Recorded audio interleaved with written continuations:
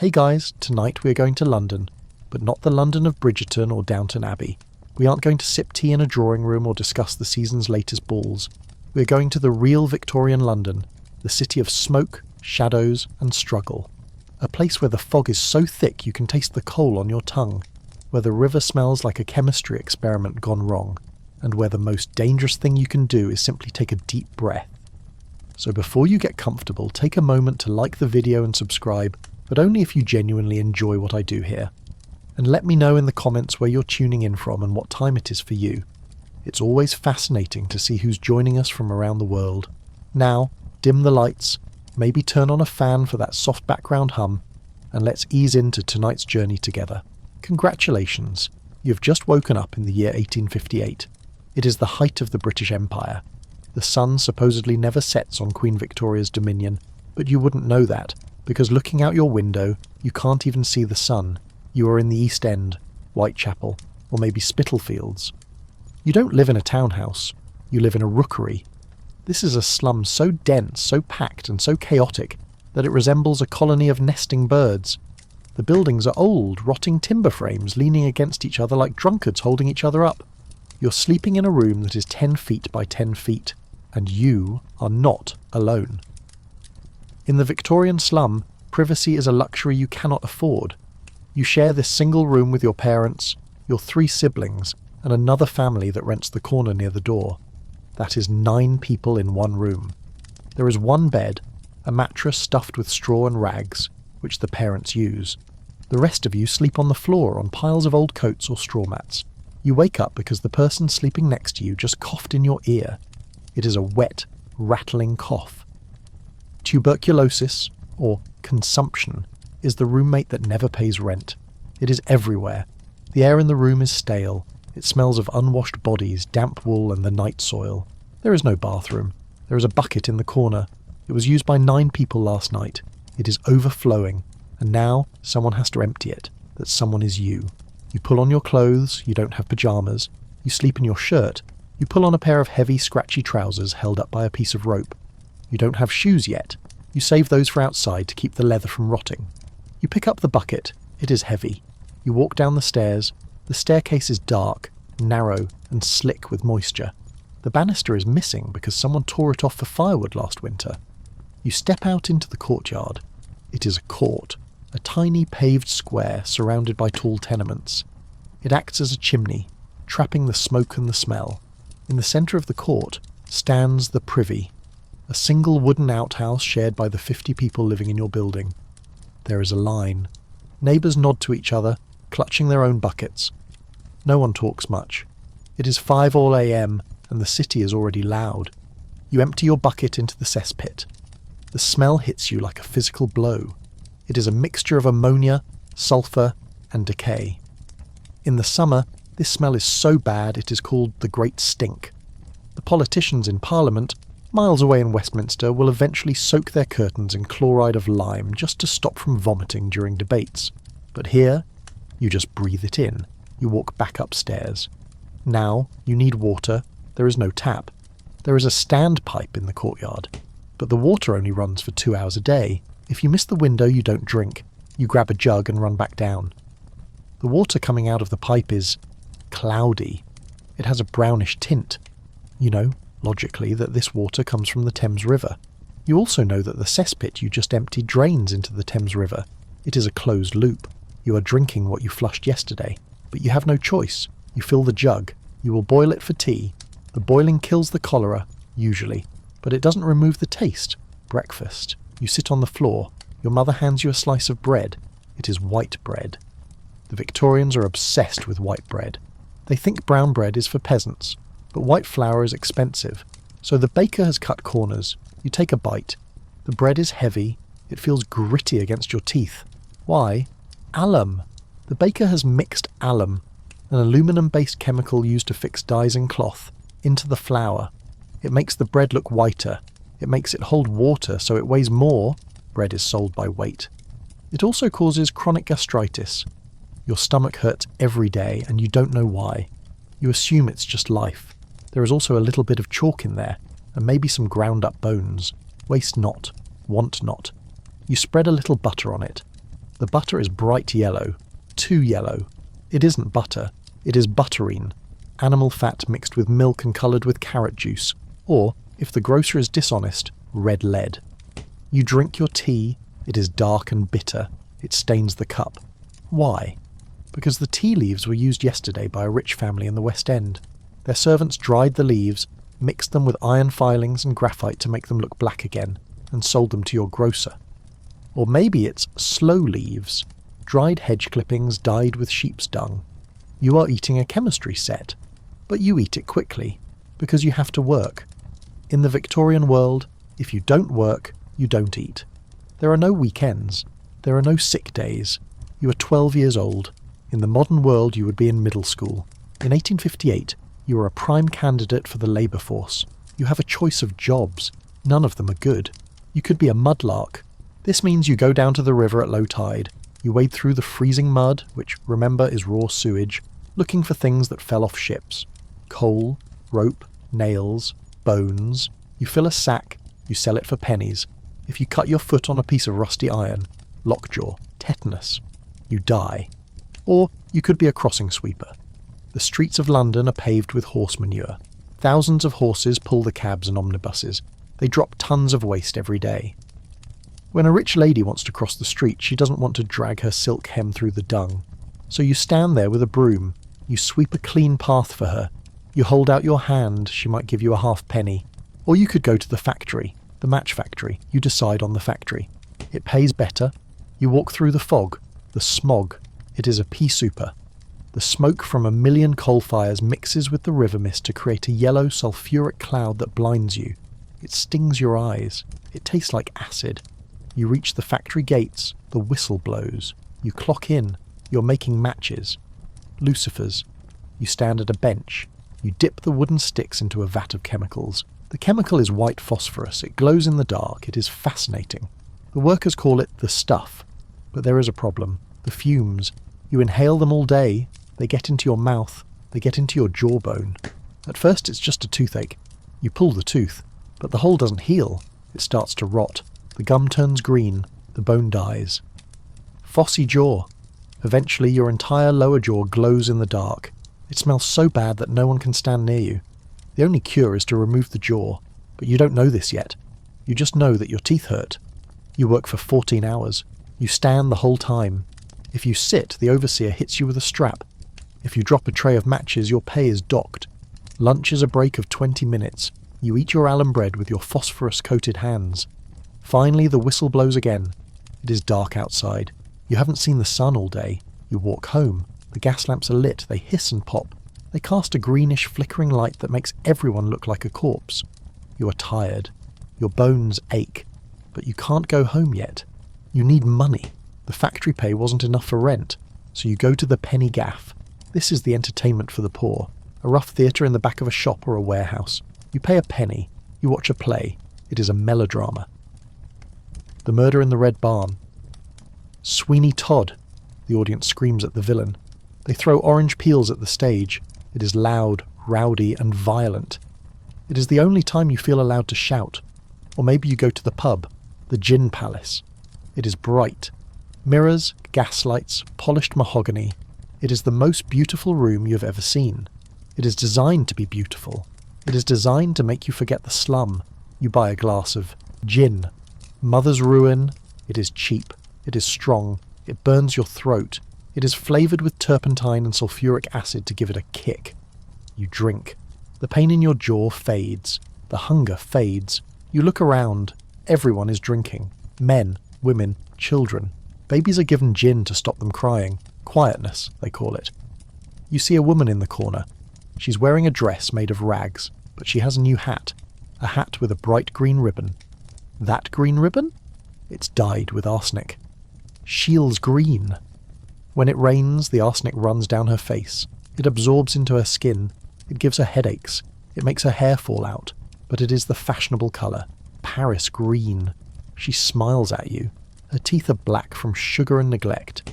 You finish your drink. You stumble back out into the fog. You navigate the maze of alleys. You step over a sleeping man. Is he drunk? Is he dead? In London, it's hard to tell. You make it back to your rookery. You climb the stairs. The room is hot. The window is shut to keep out the miasma. The air is thick with the breath of 9 people. You lie down on your pile of coats. You listen to the rats in the wall. You're alive. You made it through another day. But tomorrow is Sunday, and Sunday means church. And in the Victorian era, church is not optional. It is where you go to be told that your poverty is your own fault. That if you were a better person, you wouldn't be living in a rookery. You close your eyes. You dream of a field, green grass, blue sky, clean water. You have never seen these things, but you dream of them. And then you hear a scream from the street below. Murder! It is a common sound, but tonight it sounds different. Because tonight there is a shadow moving in Whitechapel, a man with a knife and a medical bag. He doesn't have a name yet, but soon the whole world will know him. Jack. We're going to talk about the crime, about the police, the peelers, the men in the blue coats and top hats who walk the beat with a wooden truncheon and a lantern. And we're going to talk about where you go if they catch you. Newgate Prison, the Old Bailey, the Hulk ships. Because in Victorian London, the line between the factory and the prison is very, very thin. And you are walking right on the edge. You are standing on a street corner in Whitechapel. It is midnight. The fog is swirling around your ankles like a living thing. You hear footsteps, heavy, rhythmic, deliberate boots striking the cobblestones. It isn't a murderer. It is the law. You see a silhouette emerge from the mist. A tall man wearing a blue swallowtail coat with a high collar to prevent strangulation by garrote wire, and a reinforced top hat, which acts as a helmet so he can stand on it to look over walls. He carries a wooden truncheon and a wooden rattle. This is a peeler, a bobby, a member of the Metropolitan Police Force founded by Robert Peel just a few decades ago. In movies, the key Victorian policeman is a bumbling, cheerful guy who says hello, hello, hello, and helps old ladies across the street. In reality, the peeler is a paramilitary force occupying a hostile city. The working class hates them. They call them blue devils or raw lobsters. If a peeler walks into a slum alone, he might not walk out. They patrol in pairs for a reason. He stops. He looks at you. You are poor. You are dirty. You are standing on a corner. Under the Vagrancy Act, that is a crime. Loitering with intent. Intent to do what? It doesn't matter.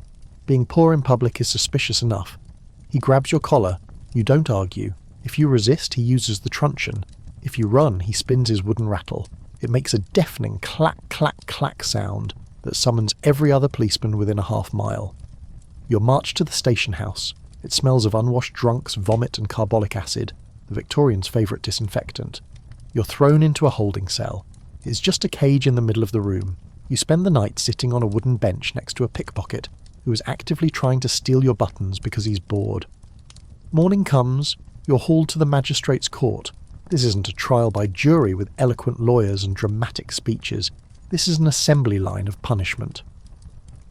The magistrate sits high up on a bench. He looks bored. He processes cases at the speed of a butcher chopping meat. Drunk and disorderly, 7 days. Stealing a loaf, whipping and hard labour. Vagrancy. He looks at you. You try to explain you work at the match factory. He doesn't care. Transportation. The word hits the room like a gavel. Transportation meant being shipped to the colonies, Australia, Van Diemen's Land. You are packed onto a ship, sent halfway across the world to break rocks in the sun for 7 years. You will never see London again. But wait, the law is changing. By the late 1850s, transportation is phasing out. The Australians stopped wanting Britain's convicts, so the magistrate changes his mind. Penal servitude. Coldbath Fields Prison. You breathe a sigh of relief. You aren't leaving the country. You're an idiot. You should have prayed for Australia. You're taken to the Black Maria, a black horse-drawn prison van. It has tiny individual cells inside so you can't talk to the other prisoners. You sit in the dark, bouncing over the cobbles, until you reach the prison gates. Coldbath Fields. The steel. This is the new Victorian obsession. The silent system. The Victorians believed that crime was a moral disease spread by contamination. If criminals talked to each other, they would get worse. So the solution was absolute silence. You are stripped. You are bathed in freezing water, hence the name Coldbath. You're given a uniform with arrows printed on it, the broad arrow of government property. You're given a number. You have lost your name. You're put in a cell. It is clean. It is white. It is silent. You are not allowed to speak. Ever. Not to the guards, not to other prisoners, not to yourself. If you're caught whispering, you're put on a diet of bread and water in a dark cell for 3 days, and you have to work, but not productive work. The Victorians believed that labour should be hard, unceasing and unproductive. If you enjoyed the work, it wasn't punishment. So, they invented the crank. It is a metal handle sticking out of the wall of your cell. It is attached to a box filled with sand. Your job is to turn the handle. How many times? 10,000 times a day. There is a counter on the box. If you don't hit the number, no dinner. You turn the handle. It gets heavier as the sand heats up. Your arm burns. Your mind goes numb. You're grinding nothing. You're producing nothing. You're just turning time into pain. This is where the term screws comes from. The guards would tighten the screw on the crank to make it harder. But the crank is the easy job. The hard job is the wheel, the treadmill. Imagine a giant wide cylinder with steps on it. Like a water wheel, but powered by humans. You stand on the steps. You hold a bar. The wheel turns. You have to step up. You're climbing a mountain that never ends. You climb 8,000 vertical feet a day. Sometimes the wheel is hooked up to a flour mill. Usually it is hooked up to a giant fan that just pushes air around. The wind of punishment. Men collapse. They slip. Their legs get caught in the machinery. Bones break. The guards drag them off and throw the next man on. You do this for months. Your mind starts to fracture. The silence. The repetition. The pointlessness. Oscar Wilde, who was imprisoned later in the era, wrote about this. The system was designed to break the soul, not just the body. But let's say you committed a worse crime. You didn't just loiter. You killed someone. You were sent to Newgate Prison. This is the hell of London. A blackened stone fortress. Inside, it is dark, damp and crowded. You're in the condemned cell. The chaplain comes to visit you. He doesn't offer comfort. He offers terror. He tells you about the fires of hell. He tells you to confess so you don't burn for eternity. The clock ticks. You can hear the bells of St. Sepulchre's Church nearby. Monday morning, the sheriff's breakfast. They give you a good meal, roast beef, wine. It is a cruel kindness. Here is some energy so you can walk to your death. They tie your hands, they lead you out. Until 1868, executions were public. You walk out of the prison gate and onto a scaffold, and you see the crowd. Thousands of people. 10,000. 20,000. They are packed into the street. They aren't sad. They are eating pies. They are drinking gin. They are betting on whether you will cry. It is hanging day. A public holiday. Rich people rent windows overlooking the scaffold. They pay huge sums for a good view. Look, darling. There he is. The executioner steps forward. William Calcraft. He is famous. He is a celebrity. He wears black. He puts the white hood over your head. He puts the noose around your neck. Now, here is the technical horror. The long drop, the method that breaks the neck instantly, hasn't been perfected yet. Calcraft uses the short drop. The trapdoor opens. You fall a few feet. The rope tightens. Your neck doesn't break. You strangle. It takes minutes. You kick. You struggle. The crowd cheers. Look at him dance. Sometimes, if it takes too long, the executioner hangs on your legs to add weight and finish the job. It is a spectacle of agony. Charles Dickens watched one and was so horrified he wrote to the newspapers demanding executions be made private. But the crowd loves it. It is the reality TV of the 19th century. The darkness takes you. But let's rewind. Let's say you aren't the criminal. Let's say you're the spectator. You're standing in that crowd. You're wearing a nice coat. You have a pocket watch. You aren't a slum dweller. You are the middle class, the respectable person. You think you're safe. You think you have escaped the horror. You go home to your nice terraced house in the suburbs. You have a maid. You have gas lighting. You have wallpaper. But you don't know the truth. Your house is trying to kill you. We are going to walk through the front door of a Victorian middle-class home. It looks cosy. It looks safe. But the wallpaper is green. Arsenic green.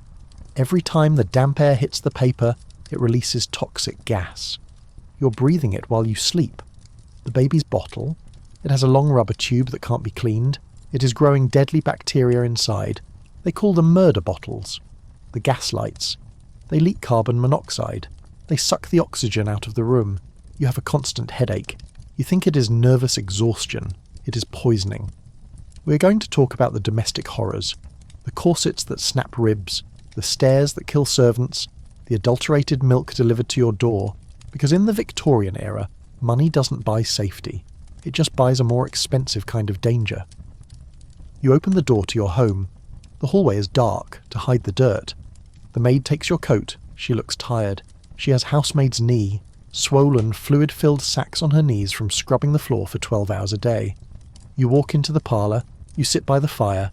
You think you're the master of your castle, but you're actually a lab rat in a velvet cage, and the experiment is just beginning. You step inside your front door and close it against the fog. The roar of the city fades into a muffled hum. You take a deep breath. It smells of beeswax polish, coal smoke, and potpourri. You are safe. You are respectable. You have a mortgage. But you have made a terrible mistake. You assumed that because your house is expensive, it is safe.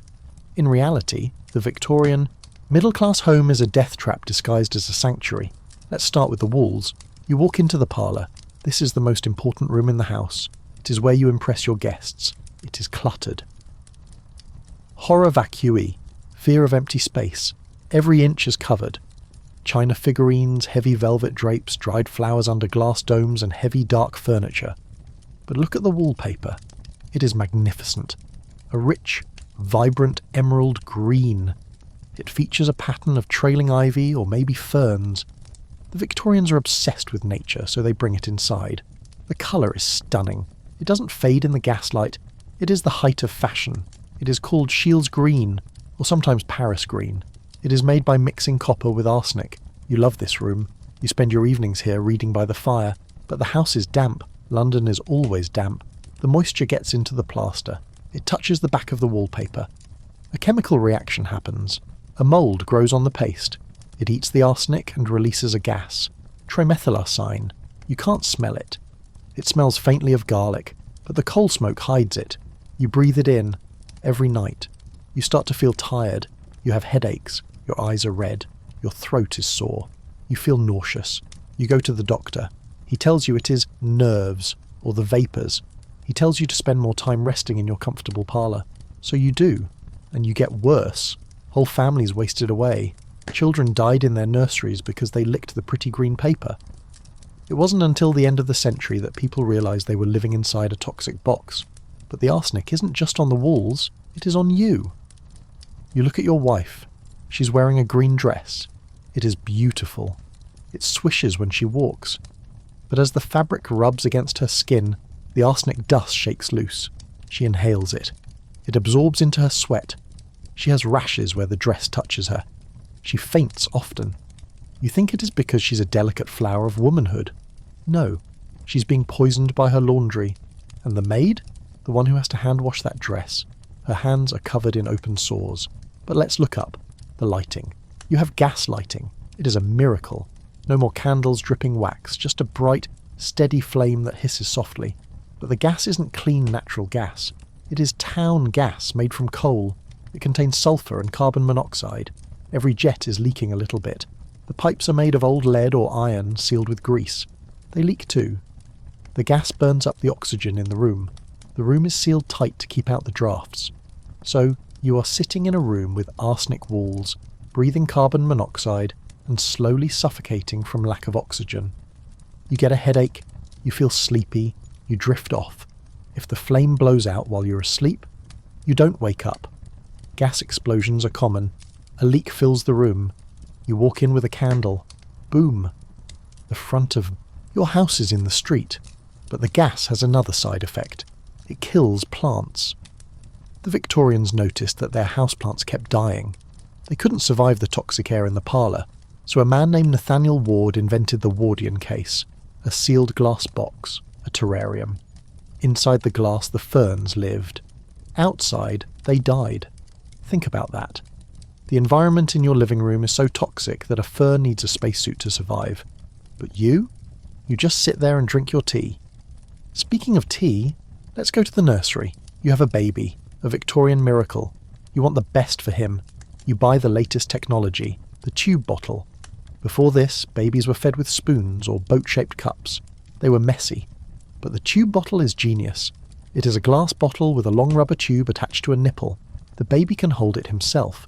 You can put the bottle in the crib and walk away. It is the first hands-free parenting device. The Victorians loved it. The banjo bottle, they called it. There is just one problem. You cannot clean the tube. It is too narrow. You can't get a brush inside, and you don't know about bacteria yet, so you rinse it with water, maybe wipe the outside. Inside the rubber tube, a biofilm of curdled milk and deadly bacteria grows. Cholera, typhoid, E. coli. The baby drinks. The baby gets sick. Summer diarrhea, they call it. Only 2 out of 10 babies fed with these bottles survived. They were later nicknamed murder bottles. You watch your baby crying. He is in pain. You want to help, so you reach for the medicine. Mrs. Winslow's soothing syrup. It is famous. Queen Victoria uses it, allegedly. The label says it soothes teething pain. It calms the nerves. You give the baby a spoonful. He stops crying almost instantly. He goes to sleep. He sleeps deeply. His breathing slows down. You are relieved. It's a miracle cure. What is in it? Alcohol and morphine. Lots of morphine. 1 teaspoon contains enough opium to knock out a grown man. You are drugging your baby. If you give him too much, he goes to sleep and never wakes up. Crib death. It happened thousands of times. Mothers poisoning their own children with love and ignorance. But let's say the baby survives the bottle and the syrup. He is hungry. You give him milk. You don't have a cow. You live in London. You buy milk from the milkman.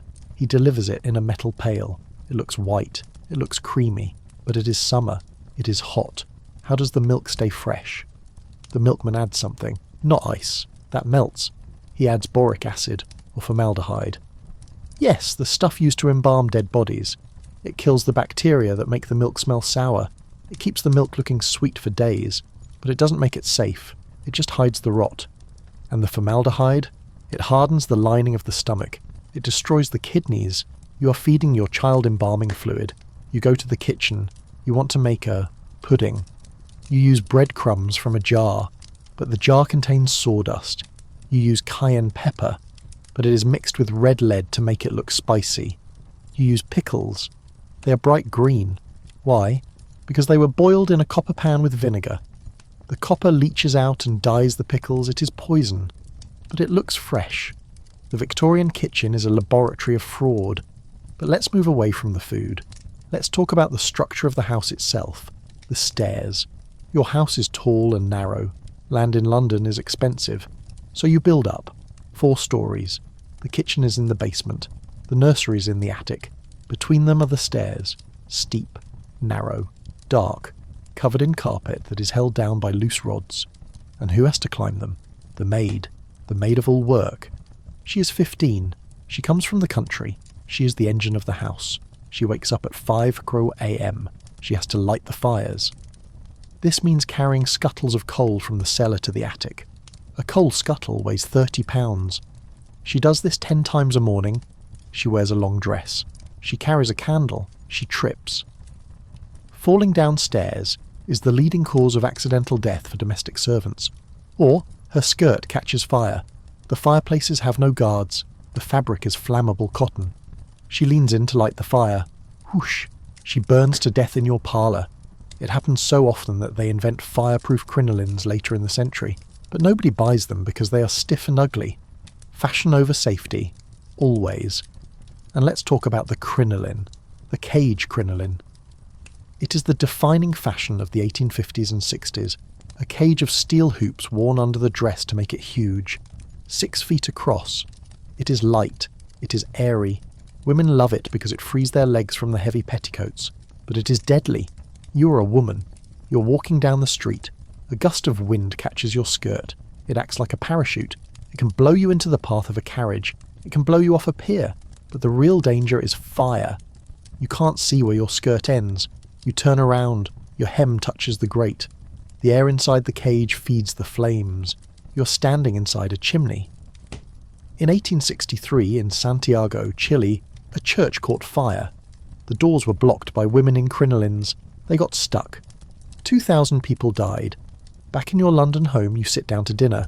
You're wearing your crinoline. You take up the space of 3 men. The maid serves the soup. She has to have long arms to reach over your skirt. You look at your husband. He's wearing a stiff, high collar. It is so stiff it is cutting into his neck. The Vater murder. The father killer. He looks respectable. He looks solid. But he is worried. Because maintaining this house, the servants, the gas, the green wallpaper, the crinoline, costs money. And if he loses his job, there is no safety net. If you fall out of the middle class, you don't just move to a smaller house. You fall into the abyss, the workhouse. This is the ultimate fear, the shadow that hangs over every respectable family. If you can't pay your debts, you go to the union. We're going to talk about the workhouse, the place where they separate husbands from wives and children from parents, where you wear a uniform, where you break rocks, where you pick oakum, unravelling old ropes until your fingers bleed. It is a prison for the crime of being poor, and it is designed to be terrible. The government wants it to be terrible. They want you to be so afraid of the workhouse that you will do anything. Eat sawdust bread, breathe arsenic, drink formaldehyde milk, just to stay out of it. You finish your dinner. You feel a little sick. Must be the milk. You go to your bedroom. You take off the corset. Your ribs ache. You take off the wig. Yes, men and women wear hairpieces. You kneel to pray. God bless this house. Keep us safe. You don't realise that the house is the danger. You climb into bed. The sheets are cold. You blow out the gaslight. But wait. Did you turn the valve all the way off? If you didn't, the gas will leak all night. You will never wake up. You get up. You check. It is off. You lie back down. You listen to the foghorns on the river. You are a Victorian. You are the master of the world. You have railways. You have telegraphs. You have science. But you're sleeping in a room painted with poison, wearing pyjamas that are highly flammable, with a belly full of chemical preservatives. And you think the medieval peasant had it bad? At least he knew his enemy was a wolf. Your enemy is your wallpaper. But the night is not over. Outside, in the fog, the city is changing. The great social evil is walking the streets. Prostitution. Tens of thousands of women. Why? Because the match factory pays 5 shillings a week, and rent is 4 shillings. You do the math. We're going to walk into the flash houses, the underground bars, the places where the respectable Victorian gentleman goes when his wife is asleep. We're going to see the hypocrisy, the two nations, the rich and the poor, living side by side but in different universes, and we're going to meet the people who try to fix it. The reformers, Charles Dickens, Florence Nightingale, the people who look at the mud and the poison and say we can do better. But first we have to survive the night. You step out of your respectable house. You tell your wife you're going to the club to discuss business. She nods. She knows better than to ask. You hail a hansom cab. The driver, perched high on the back of the carriage, looks down at you through a little trapdoor in the roof. Where to, governor? Haymarket. The name hangs in the air. Haymarket isn't a market for hay anymore. It is the market for flesh. It is the epicentre of London's nightlife. A neon-lit, well, gas-lit carnival of vice that operates openly, defiantly, in the heart of the capital. The cab rattles over the cobblestones. You pass the theatres, the opera houses. The crowds are pouring out. But look at the women walking the street. They aren't hiding in shadows. They are bold. They wear bright colours, gaudy reds, purples, and yellows. They wear heavy makeup, painting their faces to look like dolls under the flickering gaslight. They are the fallen women. In Victorian society, there are only 2 kinds of women. The angel in the house, your wife, pure, domestic, sexless, and the fallen woman, everyone else. If a woman loses her virginity before marriage, fallen. If she's seduced by an employer, fallen. If she's a widow who can't find work, fallen. Once you fall, you can't get back up. Society shuts the door. No respectable job will hire you. No respectable man will marry you. So, you go to Haymarket. You see a young girl, maybe 16. She's selling flowers, but the flowers are a prop. She catches your eye. Buy a posy, sir. The code is simple. You buy the posy, you talk, but you keep walking. You're heading for a flash house. This is a high-end brothel disguised as a tavern or a coffee house. Inside it is warm. There is music, a piano, maybe a fiddle. The air smells of cigar smoke and expensive perfume. You order a bottle of champagne. It is expensive. The madame greets you. She is dressed like a duchess. She speaks with a refined accent. She introduces you to the girls. They have names like Skittles or Mog. They are famous. They ride horses in Hyde Park. They are the celebrities of the underworld. You sit down. You talk. Here is the irony. You come here not just for sex, but for conversation. At home, you can't talk to your wife about politics or business or your fears. She's been raised to be innocent. She doesn't know how the world works. But these women, they know everything. They know the gossip. They know the scandals. They are smart, tough and funny. The Victorian gentleman lives a double life. He preaches morality in the daylight and pays for intimacy in the dark. But the flash house is the luxury end of the spectrum. Let's go lower. Walk down to the docks, to Ratcliffe Highway. Here, the fallen women aren't wearing silk. They are wearing rags. They are soldiers' women or sailors' women. They work in music halls, rowdy, loud bars where sailors drink away their pay in a night. The danger here isn't just moral, it is physical. Syphilis, gonorrhea, the great scourge. There are no antibiotics. If you catch it, you have it for life. The government is terrified, not for the women, for the army. Soldiers are getting sick, they can't fight. The empire is at risk because of bacteria. So, Parliament passes the Contagious Diseases Acts. This is one of the most hated laws in British history. It allows the police to arrest any woman they suspect of being a prostitute. They don't need proof, they just need suspicion. She is taken to a lock hospital. She is forced onto a table. She is examined internally. It is brutal. It is humiliating. It is state-sanctioned assault. If she is infected, she is locked up until she is cured, which is impossible, or until the symptoms fade. If she is clean, she's given a card, a clean bill of health. But now she's marked. Everyone knows she was arrested. She can never get a normal job again. The law that was supposed to clean up the streets actually traps women in the life forever. But the women fight back. Josephine Butler, a reformer, a lady. She stands up and says, "This is wrong. Why are you arresting the women but not the men?" It is a radical question. She leads a campaign. She speaks in public. Shocking. She's pelted with rotten eggs. But she doesn't stop, and eventually the law is repealed. It is one of the first victories for women's rights, and it started in the gutter. But let's leave the moral crusade. Let's go back to the physical reality. You leave the flash house. It is 2 a.m. The fog has turned yellow. You need a cab, but there are none. You have to walk. This is dangerous. The garrotters. There was a panic in the 1860s, the garrotting panic. Thieves would work in teams. One would come up behind you and throw an arm around your neck, choking you. The other would empty your pockets. The newspapers went wild. They printed diagrams of how to defend yourself. They sold anti-garrot collars, leather collars with spikes on them. Imagine walking home wearing a dog collar with spikes. You grip your walking stick. It is a sword cane, illegal but necessary. You hear footsteps. You walk faster. You turn a corner and stumble into a funeral. No, it is a wake, but it is happening in the street. The poor don't have parlours. When someone dies in a rookery, the body stays in the room. The family sleeps next to the corpse for days until they can afford a coffin. Sometimes the smell gets too bad, so they bring the body outside. They set it on a table in the alley. They light candles. They drink gin. It is a street wake. You walk past the dead man. His face is grey. Someone has put a penny on his eyes. Death is public here. It isn't hidden in a hospital. It is right next to you. You hurry on. You reach your house. You unlock the door. You're safe. But as you climb the stairs to your bedroom, you hear a sound from the nursery. A cough. Your heart stops. Diphtheria, scarlet fever, whooping cough, measles, the angels of death. You have money. You have a doctor. But it doesn't matter. There is no cure. You walk into the nursery. The baby is hot. The nanny looks terrified. "He has the croup, sir." You watch your child struggle to breathe. This is the great leveller. The Queen lost a child.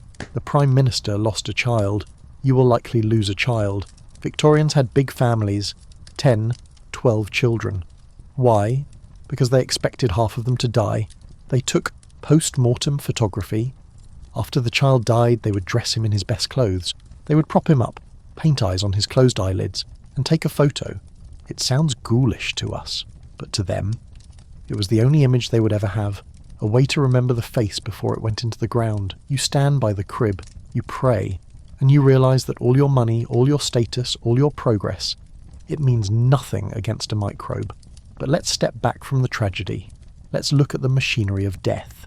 the funeral industry. The Victorians were obsessed with death.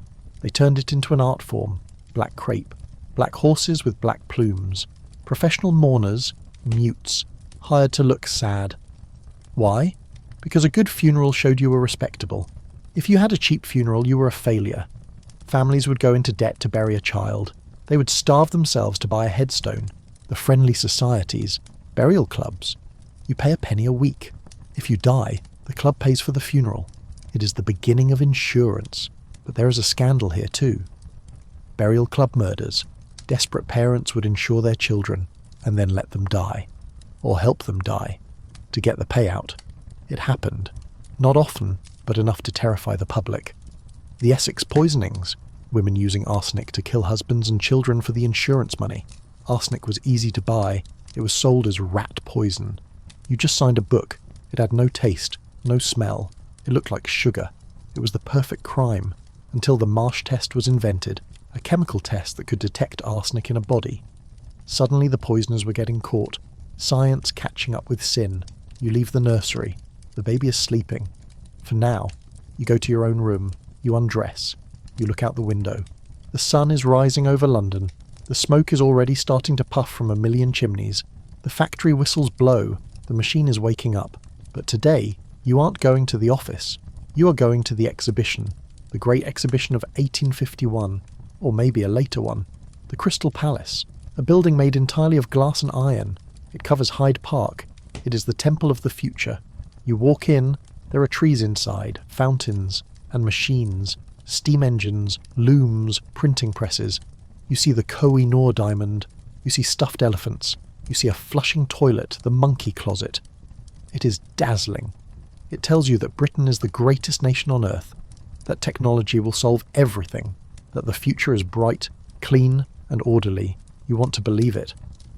But you know what is just outside the glass walls, the mud, the rats, the smoke, the child coughing in the rookery. The Victorians lived in this tension, between the dream of progress and the nightmare of reality. They built the sewers, but they poisoned the air. They freed the slaves, but they enslaved the workers. They invented the weekend, but they invented the alarm clock. They are the architects of our world. And we are still living in their house. We still worry about money. We still worry about disease. We still worry about what the neighbours think. We are all Victorians at heart. But we have one advantage. We know how the story ends. They didn't. They were walking in the fog, holding a lantern, hoping the path led somewhere good. And did it? Look around you. Look at your phone. Look at your medicine cabinet. Look at your tap water.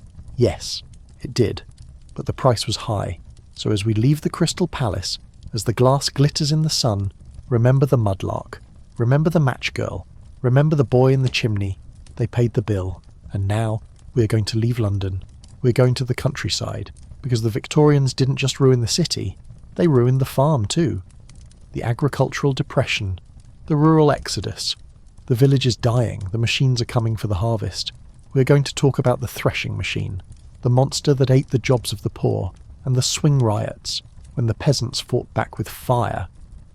Because the Industrial Revolution wasn't a peaceful transition. It was a war.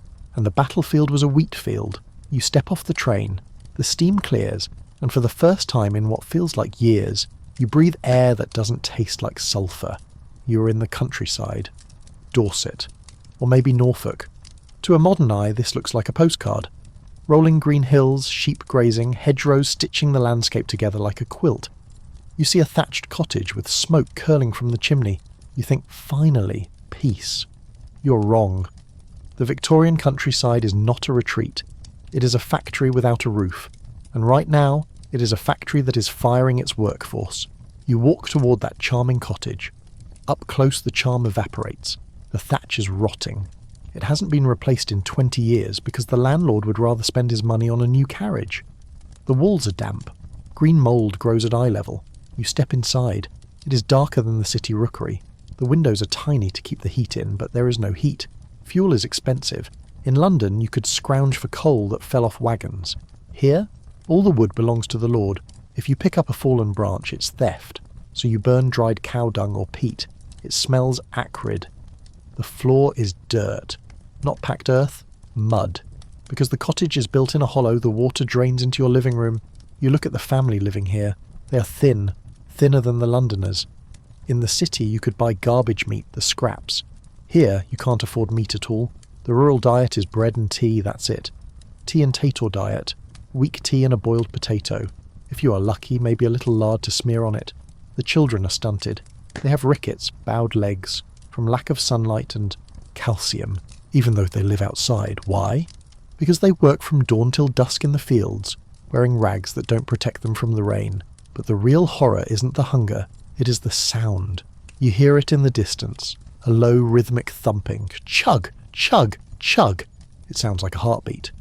But it is the heartbeat of a monster, the threshing machine. For centuries, the winter work of the farm labourer was threshing, beating the grain with a flail to separate the wheat from the chaff. It was hard work, but it was paid work. It kept you fed through the winter when the fields were frozen. But now the farmer has bought a machine. It is a steam-driven beast. It sits in the barnyard, belching smoke. You feed it sheaves of wheat. It screams as it tears them apart. It does the work of 15 men in an hour, and it doesn't need to be fed potatoes. It eats coal. You stand by the gate. You watch the machine. You realise what it means. You are obsolete. 15 men are standing around, hands in their pockets, watching their livelihood disappear into the gears. They aren't sad. They are furious. This is the spark of the swing riots. It starts with a letter. The farmer finds it nailed to his barn door in the morning. It is written in rough, jagged handwriting. Sir, this is to acquaint you that if your threshing machines are not destroyed by you, we shall commence our labours. Signed, Captain Swing. Who is Captain Swing? He doesn't exist. He is a myth, a ghost general representing the anger of the poor. But the fire is real. That night, you see a glow on the horizon.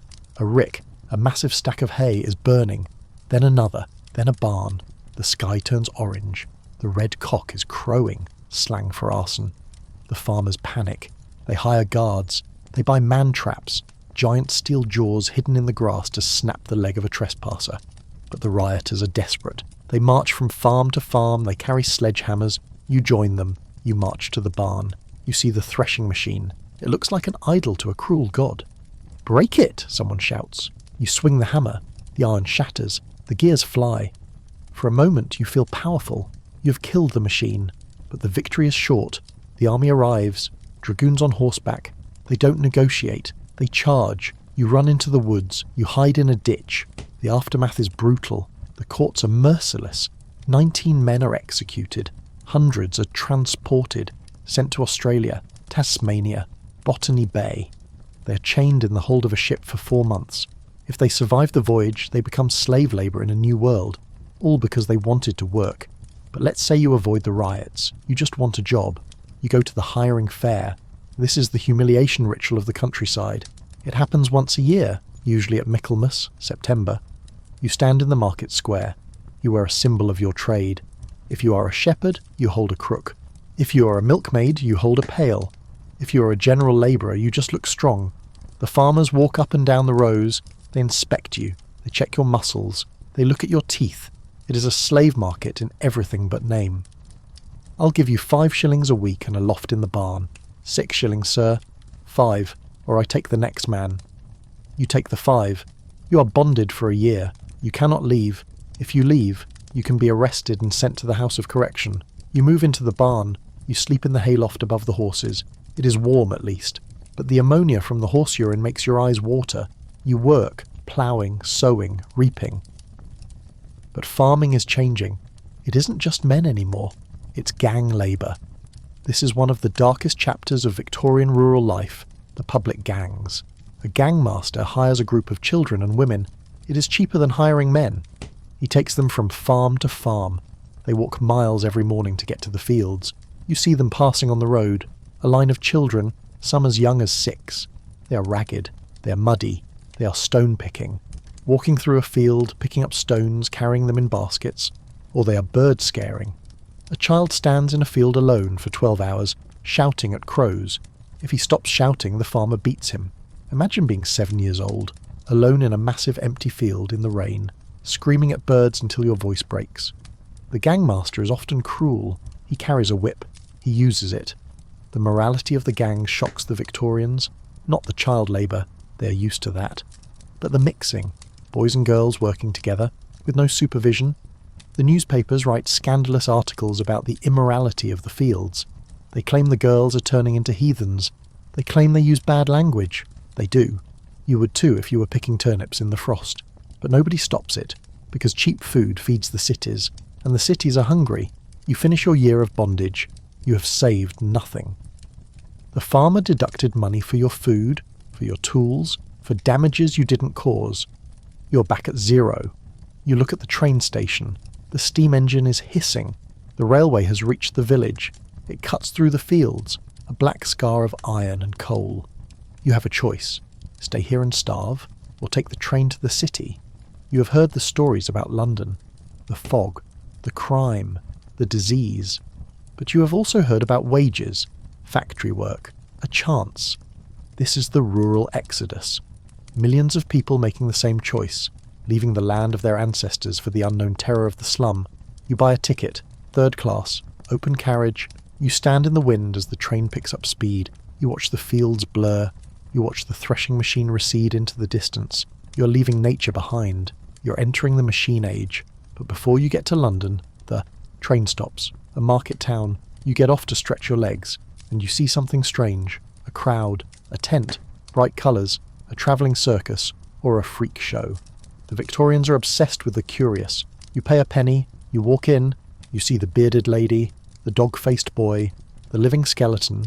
These are people with medical conditions, hypertrichosis, genetic disorders, starvation. But here, they are spectacles. You stare. Everyone stares. It is cruel, but it is also complicated. For some of these performers, the circus is a refuge. Outside, they are monsters. Inside, they are stars. They make money. They have a community. But for others, it is slavery. They are owned by the showman. You look at the mermaid. It is a monkey sewn onto a fish. You know it's fake. But you want to believe. Why? Because your life is grey. The mud is grey. The sky is grey. You need magic. Even if it is fake, dusty, taxidermied magic. You leave the tent. You get back on the train. You arrive in London, King's Cross Station. The noise hits you first. A wall of sound. Then the smell. You have completed the cycle. You are now a Londoner. But you are entering the city at a dangerous time. The 1860s. The era of the sensation novel, Wilkie Collins, The Woman in White. People are obsessed with secrets, with madness, with mistaken identity. Why? Because in the city, you don't know your neighbour. In the village, everyone knew you. They knew your father. They knew your business. In London, you are anonymous. You could be anyone. And your neighbour? He could be a murderer, or a duke in disguise, or a lunatic who escaped from the asylum. We are going to talk about the asylum, Bedlam, the Bethlehem Royal Hospital. It is the most famous madhouse in the world, and it is a tourist attraction. Until the mid-century, you could pay a penny to go watch the lunatics. You walk through the galleries. You see people chained to the walls. You see people screaming.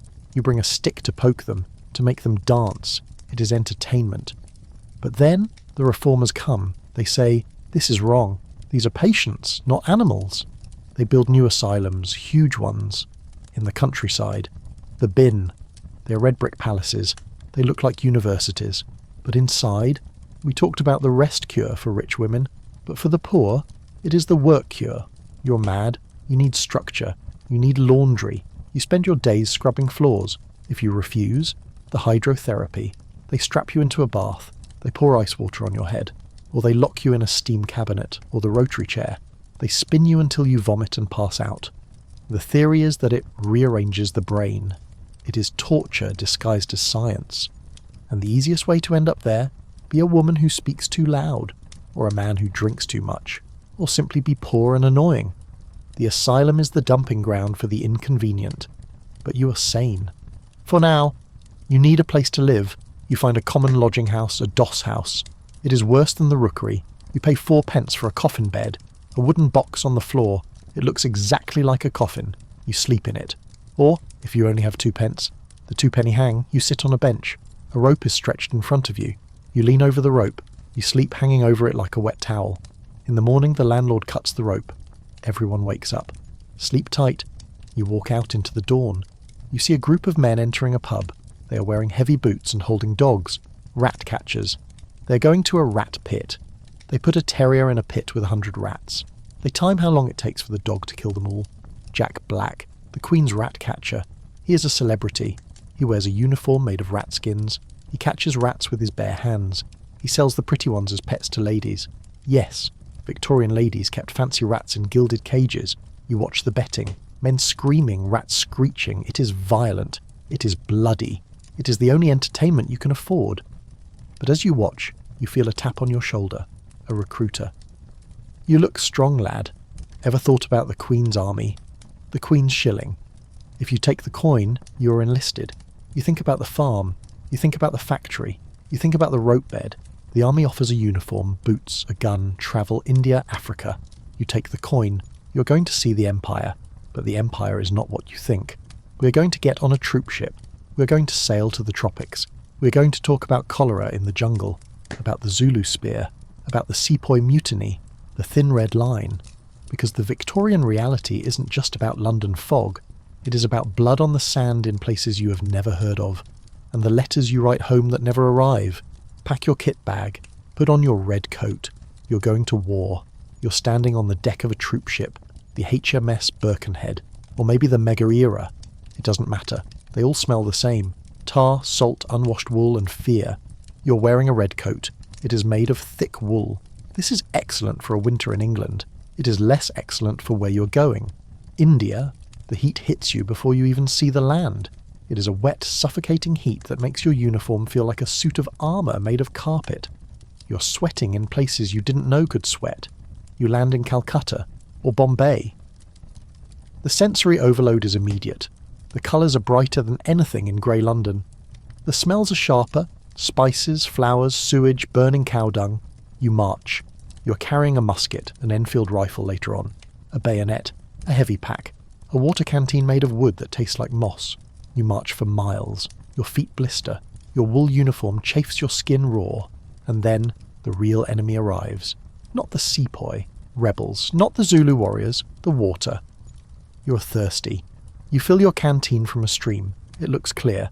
2 days later, you wake up with cramps that feel like knives in your gut. Cholera. It kills you by dehydration. You lose fluid so fast your blood turns to sludge. Your skin turns blue. Your eyes sink into your head. You can die in 6 hours. More soldiers die of disease in the Victorian Wars than from bullets. In the Crimean War, for every man killed by the Russians, 4 died of dysentery or cholera. But let's say you survive the water. You face the sun. Sunstroke. The officers tell you to keep your collar buttoned. Discipline, they say. You march in 100-degree heat with a high, stiff collar choking you. Men drop out of the line. Their faces are red, then pale. They stop sweating. They convulse. The cure? The doctors bleed them. They take blood from a man who is already collapsing from heat exhaustion. It is medical murder, but you survive. You're tough. You're a Tommy. You reach the front line. The Battle of Rorke's Drift, or the Siege of Lucknow. You form a square. The thin red line. It is terrifying. You're facing an enemy who is fighting for their home. They are brave. They are fast. You fire your rifle. Smoke. Noise. The smell of black powder. You reload. Bite the cartridge. Pour the powder. Ram the ball. It takes time. Too much time. The enemy's getting closer. You see a spear fly. You see a man next to you go down. This isn't glory. This is industrial slaughter in a tropical oven. If you are wounded, you go to the field hospital. Before Florence Nightingale, a military hospital was a death camp. You're lying on the floor. There are no beds. The floor is covered in filth. Men are screaming. The surgeon comes. He has a saw. He has no anaesthesia. He has a bucket of water that is red with the blood of the last 10 men. He cuts off your leg. Bite the leather. If you survive the shock, you get hospital gangrene. Your wound turns black. It smells sweet and rotten. It spreads. But then a change. The lady with the lamp, Florence Nightingale, arrives in the Crimea. She cleans the floors. She opens the windows. She washes the bandages. It sounds simple, but it is revolutionary. The death rate drops. You are one of the lucky ones. You survive. You are sent home. Invalided out. You arrive back in London. You are missing a leg. You have a pension of a few pennies a day. You can't work in the factory. You can't sweep the crossing. You become a beggar. You sit on the street corner, you pin your medal to your chest, the Victoria Cross. People walk past you, they don't look. You're a hero of the empire, and you're starving. But let's leave the tragedy of the veteran. Let's look at the people who profited from the war. The industrialists, the men who made the uniforms, the men who made the guns, the men who canned the food. Tinned food. It is a new invention. Food. In a metal can. It lasts forever. But early canning was experimental. The Franklin expedition. 1845. They sailed to the Arctic to find the Northwest Passage. They took 8,000 tins of food, but the tins were sealed with lead solder. The lead leached into the food. The sailors ate it. They went mad. Lead poisoning causes paranoia, confusion, weakness. They wandered into the ice, dragging heavy boats filled with useless objects, silverware, books, chocolate, while they starved to death. Technology betrayed them. But back in London, the middle class loves tins. Tinned mutton. Tinned peaches. It is modern. It is convenient. But sometimes the tin explodes. Botulism. The sausage poison. You open a tin. It smells funny. Do you eat it? Food safety is still a gamble. But let's talk about a different kind of safety. Safety in the bedroom. Birth control. The Victorians had huge families, but they didn't always want them. What did they use? The sponge. A sea sponge soaked in vinegar. The sheath, made of sheep gut. Or later, vulcanized rubber. Thanks, Mr. Goodyear. But these were immoral. You couldn't buy them in a shop. You had to go to a rubber goods store in a back alley. It was shameful. So, women turned to pills. Female pills. Corrective pills. They were sold in the newspapers. For the relief of obstructions. It was code. Code for abortion. These pills contained pennyroyal, tansy, savin, toxic herbs. If you took enough, you might miscarry. If you took too much, you died. Liver failure, the Restellism scandal. Madame Restell, a famous abortionist in New York and London. She was rich. She was hated. Women were desperate. They risked death to control their own bodies. And if they had the baby farmers. Amelia Dyer. She put ads in the paper. Loving couple seeks baby to adopt. One-time fee. Unmarried mothers, who were social pariahs, gave her their babies. They paid her tender sloans. They thought their child was going to a good home. Amelia Dyer took the money. She took the baby. She strangled the baby with white tape. She threw the body in the river. She killed perhaps 400 babies over 20 years. The ogress of reading. When she was caught, the public was horrified. But they had created her. The stigma of illegitimacy was so high that mothers had no choice. It is the darkest shadow of Victorian morality. The angel in the house ideal created a monster in the shadows. But let's step away from the horror. Let's look at something lighter. Spiritualism. The Victorians were obsessed with ghosts. Why? Because death was everywhere. Everyone had lost a child, a husband, a parent. They wanted to talk to them. You go to a séance. It is in a dark parlour. Heavy velvet curtains. The medium sits at the table, the Fox sisters, or Daniel Douglas Home. They hold hands. Is there anybody there? Knock, knock. The table tilts. A bell rings. Ectoplasm, cheesecloth and egg. White. Comes out of the medium's mouth. You believe it. You want to believe it. You hear your dead mother's voice. I am happy. It is beautiful here. It comforts you. Scientists investigate. Michael Faraday. Harry Houdini. Later. They prove it is a trick. Toe cracking. Hidden wires. But people don't care. Arthur Conan Doyle, the man who invented Sherlock Holmes, the most logical man in fiction, believed in fairies. He believed in ghosts, because grief overrides logic. And let's look at the other side of belief, the asylum again. But the high-class asylum. You are a wealthy woman. Your husband is tired of you. You are hysterical. Or you want a divorce. He calls 2 doctors. He pays them. They sign a paper. You are committed. You are taken to a nice house in the country. You have a room. You have a garden. But you cannot leave. The Woman in White. Wilkie Collins wrote a book about it. It terrified everyone because it was true. It was the husband's weapon. Legal kidnapping. You write letters. The doctors burn them. You scream. They say, see? She is mad. You spend the rest of your life looking out a window at a garden you can't walk in. But there is one woman who breaks the rules. Nellie Bly. an American journalist, 1887. She fakes madness. She gets herself committed to Blackwell's Island Asylum in New York. She lives there for 10 days. She sees the ice baths, the beatings, the rotten food. Then her editor gets her out. She writes a book, 10 Days in a Madhouse. It is a sensation. It changes the laws. The beginning of investigative journalism. The muckrakers. They shine a light in the dark corners, and suddenly the rats scurry. You realise that the Victorian era isn't just about suffering. It is about the exposure of suffering. For the first time in history, people are looking at the pain of others and saying, this is not okay. Charles Dickens walks the streets of London at night. He sees the child sweeps. He sees the debtors' prisons. His own father was in one. He writes Oliver Twist, A Christmas Carol. He makes the rich cry for the poor. It is empathy as a political force, and it works. Laws are passed. The Factory Acts. No children under 9 in factories. The Mines Act. No women or children underground. The Education Act. School is mandatory. It is slow. It is painful. But the wheel turns. You're standing in a schoolroom in 1890. It is brick. It has big windows. Rows of children sit at desks. They are clean, mostly. They are wearing shoes. They are writing on slates. CAT. They are not in the mine. They are not in the chimney. They are learning. This is the victory. It cost a century of misery. It cost a mountain of small coffins. But they made it. And as the Victorian sun sets, as the Queen dies in 1901, the world has changed. Cars are appearing, electric lights, telephones, the fog is lifting. But there is one last story. The story of the strange, secret world underneath the city.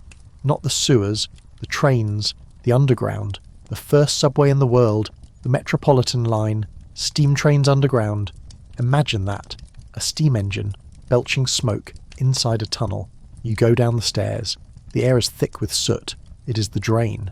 You get on the wooden carriage. It is lit by gas. The train lurches forward into the dark. People were terrified. They thought they were going to hell. A preacher warned that digging into the earth would disturb the devil. But it worked. You could travel from Paddington to Farringdon in minutes. The commute was born. The suburbs exploded. Metroland. You could work in the smoky city and live in a greenhouse with a garden. The separation of work and life. This is the modern world. You get off the train, you walk to your little house, you turn the key, you are home. But wait. What is that smell? Gas? No, it is something else. We are going to talk about the final horror. The thing that killed the Victorians in their own beds. The wallpaper? No. We did that. The water? No. The medicine? Heroin. Cocaine. Sold over the counter. Buy a heroin. Marketed for coughs. For children.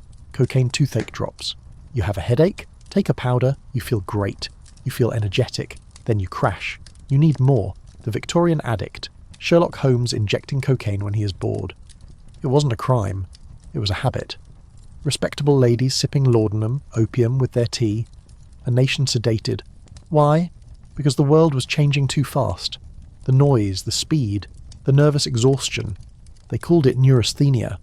The disease of modernity. They were stressed, just like us. They self-medicated, just like us. So as you look back at them, in their top hats and corsets, don't judge them. They were dealing with the shock of the new. They were the first people to live in the future, and the future is stressful. You walk into your modern bathroom, you open the cabinet, you see the aspirin, the sleeping pills, the vitamins. You realise you're doing the same thing, trying to fix the machine. But at least your medicine doesn't have literal heroin in it, usually. You close the cabinet, you look in the mirror, you see a survivor. You're the descendant of the people who drank the bad water and lived. You are the victory. But the story isn't over, because the Victorians left us something else, something beautiful. The park, public parks. Before this, parks were for kings. The Victorians said, no, the people need green. Victoria Park, Central Park, inspired by Birkenhead Park in England. You walk into the park, you see the trees, you see the lake, you see people walking dogs, children playing. It is a lung for the city, a gift from the past. You sit on a bench, you take a deep breath. The air is clean, you made it. Good night. You're walking through Southwark, near the old St. Thomas's Hospital. You hear a sound that stops you in your tracks. It isn't a scream of anger, but a scream of pure, unadulterated terror. You follow the sound. It leads you to the old operating theatre. In the Victorian era, surgery isn't a medical procedure. It is a spectator sport. You climb the wooden stairs to the attic of the church where the theatre is located. You pay your shilling. You walk into a semicircular room packed with students, curious gentlemen, and people who just enjoy the macabre. They are standing on tiered wooden risers, looking down into the pit. In the centre is a wooden table. It is stained dark. The floor beneath it is covered in sawdust to catch the fluids. There is no sterile field. The surgeon walks in. He's wearing an old frock coat. It is stiff with dried blood and pus from years of operations. He doesn't wash it. He's proud of it. The filth is a badge of experience. The stiffer the coat, the better the doctor. He takes a tool from his velvet-lined case, a saw. He holds it in his teeth while he rolls up his sleeves. There is no anaesthesia yet. Or maybe it is the early days of ether, and they haven't quite figured out the dosage. The patient is strapped down. He's given a stick to bite. He's given a swig of brandy. The surgeon turns to the crowd. "Time me, gentlemen." Speed is everything. If you are slow, the patient dies of shock. A good surgeon can amputate a leg in 30 seconds. Robert Liston, the fastest knife in the West End. He was a legend. He once amputated a leg so fast, under 2.5 minutes, that he accidentally cut off the fingers of his assistant who was holding the leg. Both the patient and the assistant died of gangrene later. A spectator in the front row was so terrified he had a heart attack and died. It is the only surgery in history with a 300% mortality rate. You watch as the knife flashes, the crowd cheers. It is gruesome. It is theatrical. It is terrifying. But the real killer isn't the knife. It is the invisible enemy. The surgeons don't wash their hands between patients. They go from dissecting a corpse in the basement to delivering a baby upstairs without even rinsing off. They call the resulting infection hospital gangrene. They think it is caused by bad air. They don't know it is caused by their own dirty fingernails. If you go to the hospital with a broken leg, you might die of smallpox you caught from the guy in the next bed. Hospitals are where you go to die, not to get better. But let's say you survive the hospital, you go home. But your teeth hurt. We talked about sugar, we talked about the rot. Now let's talk about the solution. Dentures. In the modern world, dentures are plastic or ceramic. In the Victorian world, they are made of teeth. Real human teeth. But where do you get a full set of matching human teeth? The graveyard. Too slow. The battlefield. The Battle of Waterloo, 1815. 50,000 men died in a single day. Most of them were young, healthy soldiers with perfect teeth. Before the smoke cleared, the scavengers were there. They pulled the teeth from the dead soldiers with pliers. They sorted them into bags, molars, incisors, canines. They shipped them to London in barrels. Waterloo teeth. It became a brand name. If you were a rich Victorian lady flashing a dazzling smile at a ball, you were likely wearing the teeth of a dead French grenadier in your mouth. They were set into bases made of hippopotamus ivory, but the ivory rotted. It smelled. It tasted of decay. So you have dead men's teeth set in rotting ivory, held in your mouth by gold springs. If the springs were too strong, your mouth would snap open unexpectedly at dinner. It is the height of luxury and the depth of horror. But the trade in body parts didn't stop at teeth. Anatomy. Medical schools are booming. Doctors need to learn how the body works. They need to dissect. But where do they get the bodies? The law says they can only use executed criminals, but there aren't enough hangings to supply the demand. Enter the resurrection men, the body snatchers. You're walking past a churchyard at night. It is quiet. Too quiet. You see a group of men digging. They aren't burying someone. They are digging someone up. They work fast. They use wooden shovels so they don't make noise hitting stones. They dig a hole down to the head of the coffin. They smash the lid. They put a hook around the neck of the corpse and drag it out. They strip the body. Stealing the shroud is a felony, but stealing the body is just a misdemeanor, a legal loophole. They put the body in a sack. They sell it to the teaching hospital for 10 guineas, the London Burkers, named after Burke and Hare, the famous duo in Edinburgh who decided that digging up graves was too much hard work. Why wait for people to die? They started murdering people. They would lure travellers into their lodging house, get them drunk and then suffocate them. Burking. They sold the fresh bodies to Dr. Knox. It caused a panic. People were terrified of being burked. So the rich started protecting their graves. You walk through a Victorian cemetery, you see heavy iron cages over the graves. Mort safes. They look like decorative ironwork. They aren't. They are anti-theft devices. They are locked cages designed to keep the resurrection men out until the body is too rotten to be sold. Or you see the watchtowers, stone towers built in the cemetery, where guards would sit with shotguns, watching for snatchers. Death wasn't a rest. It was a siege. You had to defend your body even after you left it. But let's leave the graveyard. Let's go to something that feels cleaner, the seaside. The Victorians invented the beach vacation, the sea cure. Doctors prescribed sea air for everything. Tuberculosis, go to the sea. Depression, go to the sea. Hysteria, go to the sea. You take the train to Brighton or Blackpool. You see the bathing. Machines. These are little wooden huts on wheels. They are parked on the beach. You are a lady. You cannot be seen in a bathing suit. It is scandalous. So, you enter the machine fully dressed. You change into your bathing costume, a heavy wool dress that weighs 10 pounds when wet. A horse drags the machine into the water. You open the door on the ocean side. You step down the ladder into the waves. You are shielded from view. You bob around for 10 minutes. You get back in. The horse drags you back. It is privacy taken to the level of absurdity. But the water. In many seaside towns, the sewage pipe emptied directly onto the beach. You are taking the cure in diluted waste. And the pier, the pleasure pier. It is a miracle of engineering. Iron legs walking out into the ocean. You walk on the planks. You buy oysters from a stall. Penny a lick. Oysters were the fast food of the poor. Charles Dickens said, "Poverty and oysters always seem to go together." But where do the oysters live? In the estuary, where the river meets the sea, where the sewage settles. In 1902, the Dean of Winchester died of typhoid after eating oysters at a banquet. It caused a national panic, the oyster scare. But you eat them anyway, they're cheap, they are salty. You look at the Punch and Judy show on the beach, a puppet show for children. But look at the story. Punch beats his wife, Judy, to death with a stick. He throws the baby out the window, he kills the policeman, he kills the hangman, he tricks the devil. The children laugh, they cheer. That's the way to do it. It is incredible violence packaged as children's entertainment. It reflects the era. Life is brutal. Authority is corrupt. The only way to win is to hit harder. You leave the beach. You take the train back to London. The fog greets you like an old friend. But you have a new problem. Your house is sinking. Not literally, usually, but financially. The Victorian era is the age of the crash. The railway mania of the 1840s. Everyone invested in trains. People sold their heirlooms to buy shares in railways that didn't exist.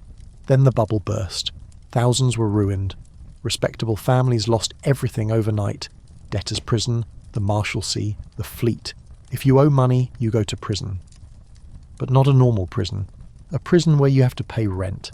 If you can't pay the jailer, you sleep on the floor. If you can't pay for food, you starve. Your family can come live with you in the prison. Whole families grew up inside the walls of the Marshalsea. Dickens lived there as a boy. It is a trap. You can't work to pay off your debt because you are in prison. So you stay there until you die. It creates a society obsessed with respectability. You must look rich. You must look solvent. Even if you are starving, you wear a stiff collar. You polish your boots. You go to church. Because if the neighbours think you are failing, the credit stops. And if the credit stops, the prison door opens. This is the anxiety that hums beneath the surface of every Victorian novel. The fear of the fall. You walk past the Bank of England, the old lady of Threadneedle Street. It looks like a fortress. Windowless walls. Guards. It is the temple of the new god. Capital. But capital is fickle. You see a man standing on the corner. He's wearing a sandwich board. Will work for food. He looks like a gentleman. His coat is old but well cut. He's the ghost of the crash. You hurry past. You don't want to catch his bad luck. You go to a department store, Selfridges, or Harrods. This is a new invention. A palace of consumption. Plate glass windows, electric lights. Everything you could ever want all in one place. You wander the aisles, you see gloves, hats, perfume. It is designed to make you want, to make you aspire. Kleptomania becomes a disease. Rich women start stealing things, silk scarves, lace. Doctors say it is a disorder of the uterus. Everything is a disorder of the uterus. They don't go to jail, they go to the doctor. If a poor woman steals a loaf of bread, she goes to hard labour. The double standard is etched into the glass counters. You buy a pair of gloves, you feel better. Retail therapy. The Victorians invented that too. You walk out. It is raining. You open your umbrella. The umbrella was once considered effeminate. Only Frenchmen used them. Englishmen like to get wet. Toughness. But Jonas Hanway started carrying one in the 1750s. People threw rocks at him. Coach drivers tried to run him over because he was stealing their business. If you stay dry, you don't need a cab. But he persisted. And now, everyone has one. It is a small victory for comfort over tradition. You walk under your black silk canopy. You're dry. You pass a statue of the Queen. She looks stern. She's wearing black. She mourned her husband, Prince Albert, for 40 years. She made sadness fashionable. The cult of mourning. If your husband dies, you wear widow's weeds. Heavy black crepe. It is scratchy. It smells. The dye runs in the rain and stains your skin black. You wear it for 2 years. You cannot dance. You cannot go to parties. You are a living monument to grief. It is a performance. But underneath the black crepe, life goes on. People fall in love. People cheat. People invent things. The bicycle. The safety bicycle. It changes everything. Suddenly you can travel. You don't need a horse. You don't need a train. You just need legs. Women start riding, but their skirts get caught in the chain. So they invent bloomers. Trousers for women. It is a scandal. The newspapers go crazy. Women in pants. The end of civilization. But the women keep riding. They ride away from the chaperone. They ride away from the drawing room. Susan B. Anthony said the bicycle did more to emancipate women than anything else in the world. It is a machine of freedom. You watch a girl ride. Past. She is laughing. Her hair is blowing in the wind. She isn't wearing a corset. You realise that the Victorian era isn't just about the darkness. It is about the cracks in the darkness where the light gets in, and the cracks are getting wider.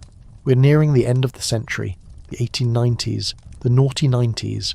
Electricity is lighting up the streets. The shadows are retreating. But there is one shadow that never leaves. The shadow of the workhouse. We mentioned it, but we need to go inside. We need to see the spike. The place where the empire hides its failures. Because you can't understand the Victorian pride without understanding the Victorian shame. We are going to walk through the gates of the Union Workhouse. Abandon hope, all ye who enter here. The workhouse gate is heavy, black iron. It clangs shut behind you. The sound echoes. You're inside the system now. You're separated from your family immediately. Men to the right, women to the left, children to the nursery. You cry. Your children cry. The master of the workhouse ignores you. He has heard it all before. Silence! You're stripped. Your clothes, your identity, are taken away. They are boiled to kill the lice and put in storage. You are given the uniform, rough, scratchy wool. It fits badly. It marks you. You are bathed. The water is cold. It might be dirty if you are the last one in the line. You're assigned a bed in a dormitory. 50 beds in a row. No privacy. And then, the work. If you're lucky, you work in the garden or the kitchen. If you're unlucky, stone breaking. You sit in a yard with a hammer. You're given a pile of large limestone rocks. You have to break them into pieces small enough to fit through a metal grid. The gravel is used to pave the roads. Your hands blister. Your eyes sting from the dust. If you don't finish your pile, you don't eat. Or oakum picking. This is the work of their amd. You're given old, tarred ropes from ships. The rope is hard as wood. You have to use your fingers, or a metal hook, to unpick the strands. The fibres are used to caulk the seams of ships. The tar gets into your cuts. Your fingers bleed. Your nails break. It is mind-numbing, painful, pointless labour. The food is weighed to the ounce. Skilly. Watery oatmeal. Bread. Cheese. It is designed to keep you alive but not happy. The principle of less eligibility. The conditions inside the workhouse must always be worse than the conditions of the poorest labour outside. Why? To deter you. To make you fight to stay out. But sometimes people break back in. In the winter, when the streets are frozen, men will commit minor crimes, breaking a window, stealing a loaf, just to get arrested. Prison is warmer than the street. The workhouse is warmer than the street. It is a choice between a slow death and a fast misery. But inside the workhouse, There is a subculture. The pauper nurses. The sick ward is staffed not by trained nurses but by other inmates, usually old women who are too frail to pick oakum. They are often drunk. Gin is smuggled in. They steal the patient's food. They ignore the dying. You lie in the infirmary. You have a fever. The woman next to you dies. The nurse takes her pillow. She takes her blanket. She doesn't call the doctor. She waits until morning to report the death so she can collect the extra ration. It is survival of the cruelest. But let's leave the workhouse. Let's escape. How? Emigration. The Golden Door. Charities spring up. The Emigration Society. They pay for your ticket to Canada, to Australia, to America. You get on a ship. You leave the smoke. You leave the class system. You arrive in the new world. It isn't perfect, but there is land. There is space. You can breathe. But back in London, the machine grinds on. The 1880s. The Ripper years. Whitechapel is a cauldron. Jewish refugees fleeing pogroms in Russia are arriving by the thousands. The Irish are there. The native poor are there. Tension, xenophobia. People blame the immigrants for the crime, for the overcrowding. Sound familiar? The newspapers whip up the fear. The alien invasion. And then the murders start. Jack the Ripper. We know the story. But let's look at the reaction. The police are helpless. They use bloodhounds, which get lost. They dress up as women to set traps, which doesn't work. The Queen writes a letter. Why can't these streets be lit? Suddenly the rich care about the East End. Not because they care about the women, but because they are afraid the violence will spread. Slum tourism becomes a trend. Rich people hire guides to take them to Whitechapel. Show me where the body was found. Show me an opium den. It is voyeurism. The suffering of the poor becomes entertainment for the bored. You see a carriage pull up. A lady in silk steps out. She holds a scented handkerchief to her nose. She looks at the grime. She shudders. She gets back in. She has seen the real London. She feels brave. But she hasn't seen anything. She hasn't smelled the bucket. She hasn't tasted the alone bread. She is a tourist in hell. But there are some who stay. The Salvation Army. William Booth. He marches into the slums with a brass band. He preaches soup, soap and salvation. He doesn't judge. He feeds. He opens shelters. The penny sit-up. It isn't much, but it is something. And the settlement movement. Toynbee Hall. University students move into the slums. They live there. They teach. They learn. They realise that the poor aren't lazy. They are trapped. This is the beginning of social work. The beginning of the welfare state. It takes a long time, but the seeds are planted in the mud of Whitechapel. But let's look at the other side of the Victorian mind. The desire to classify. They loved lists. They loved categories. Phrenology. You go to a phrenologist. He feels the bumps on your skull. Ah, you have a large bump of amativeness. You are passionate. Your bump of acquisitiveness is small. You are not greedy. It is pseudoscience. It is nonsense. But they believed it. They used it to justify racism. The African skull is shaped like this. The European skull is shaped like that. They used it to justify class. The criminal has a sloping forehead. It was scientific racism. It gave them a reason to rule the world. We are biologically superior. It comforted them. It told them that their empire was natural. You look at a map of the world. It is coloured pink. Canada, India, Australia, Africa. The empire on which the sun never sets. But maintaining that pink map requires blood. The Maxim gun. Whatever happens, we have got the Maxim gun, and they have not. It is a machine gun. It fires 600 rounds a minute. You see a battle in Africa. The Zulus charge. They are brave. They are fast. But they have spears. The Maxim gun opens up. It is a scythe. It mows them down. It isn't a battle. It is an execution. The Victorians called it pacification. You realise that the politeness of the drawing room is paid for by the massacre in the desert. The tea in the cup, grown by indentured labourers in Assam. The sugar, harvested by former slaves in Jamaica. The cotton, picked by sharecroppers in America. Every luxury has a shadow. But the Victorians didn't want to look at the shadow. They put a doily over it. They put a skirt on the piano leg because it was too suggestive. They were the masters of repression.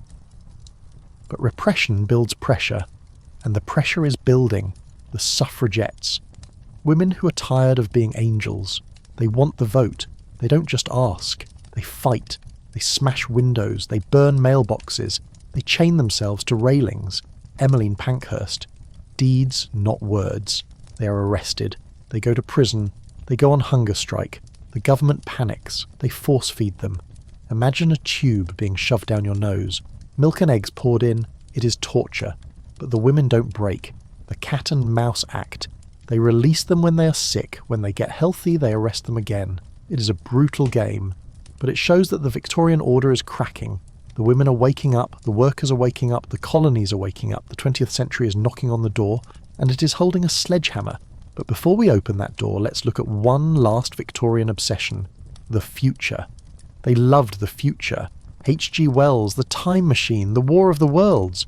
They imagined flying machines, moving sidewalks, cities in the sky. They were optimists. They believed that science would solve everything. If we can just build a better drain, we can cure cholera. If we can just build a faster train, we can end war. They didn't know that science would also build the mustard gas and the atomic bomb. They were innocent in their arrogance. You look at a Victorian postcard. It shows the year 2000. People are flying with personal wings. They are wearing top hats. It is charming. It is naive. But they tried. They built the sewers that we still use. They built the subway tunnels we still ride. They built the foundations of modern medicine, law, and education. They were giants. Flawed, dirty, cruel giants. But giants nonetheless. And you are standing on their shoulders. So, as the gaslight fades, take a moment to respect the struggle. The struggle to be clean in a dirty world. The struggle to be good in a cruel world. The Victorian era wasn't just a time. It was a fight. And you? You are the winner. You have the vote. You have the antibiotics. You have the electric light. You have the luxury of looking back and saying, I'm glad I wasn't there. But a part of you, the part that loves a good story, the part that loves a mystery, wonders. What would it have been like to wear the silk, to ride the carriage, to see the Queen, to live in a world that was still unexplored, where there were still blank spaces on the map, where magic and science were still fighting for the soul of the world? Maybe it wasn't so bad. Pause. No, it was terrible. The dentistry alone. Trust me. Stay in the present. But keep the story. Because the story is what connects us to them. The bridge across the fog. And as you drift off to sleep, imagine the sound of a hansom cab clip-clopping down a wet street. The bell of Big Ben tolling the hour. The cry of a street seller. Lavender, sweet lavender. The ghosts of London are saying goodnight. You're standing on a platform at Euston Station, or maybe Paddington. It doesn't matter which one, because they all feel the same. They feel like the future screaming at you. This is the Cathedral of Steam. The roof is a soaring arch of iron and glass, higher than any church you have ever seen. The air is filled with a unique, modern perfume. Coal smoke, hot oil, and ozone. It is the smell of speed. You are about to take a journey. In the past, if you wanted to go from London to Edinburgh, it took 2 weeks in a carriage that rattled your teeth loose. Now, it takes a day. But the Victorians are terrified of this. You clutch your ticket. You look at the engine. It is a black iron beast hissing steam, dripping hot water. It looks alive. Some preachers call it the Iron Horse of the Apocalypse. You step into the carriage. If you are rich, you're in first class. Plush velvet seats, curtains, maybe a foot warmer. If you are poor, you are in third class. A wooden bench, no windows, or worse, open trucks, literally a cattle car with no roof. You stand in the rain while soot from the engine flies into your face. The whistle blows.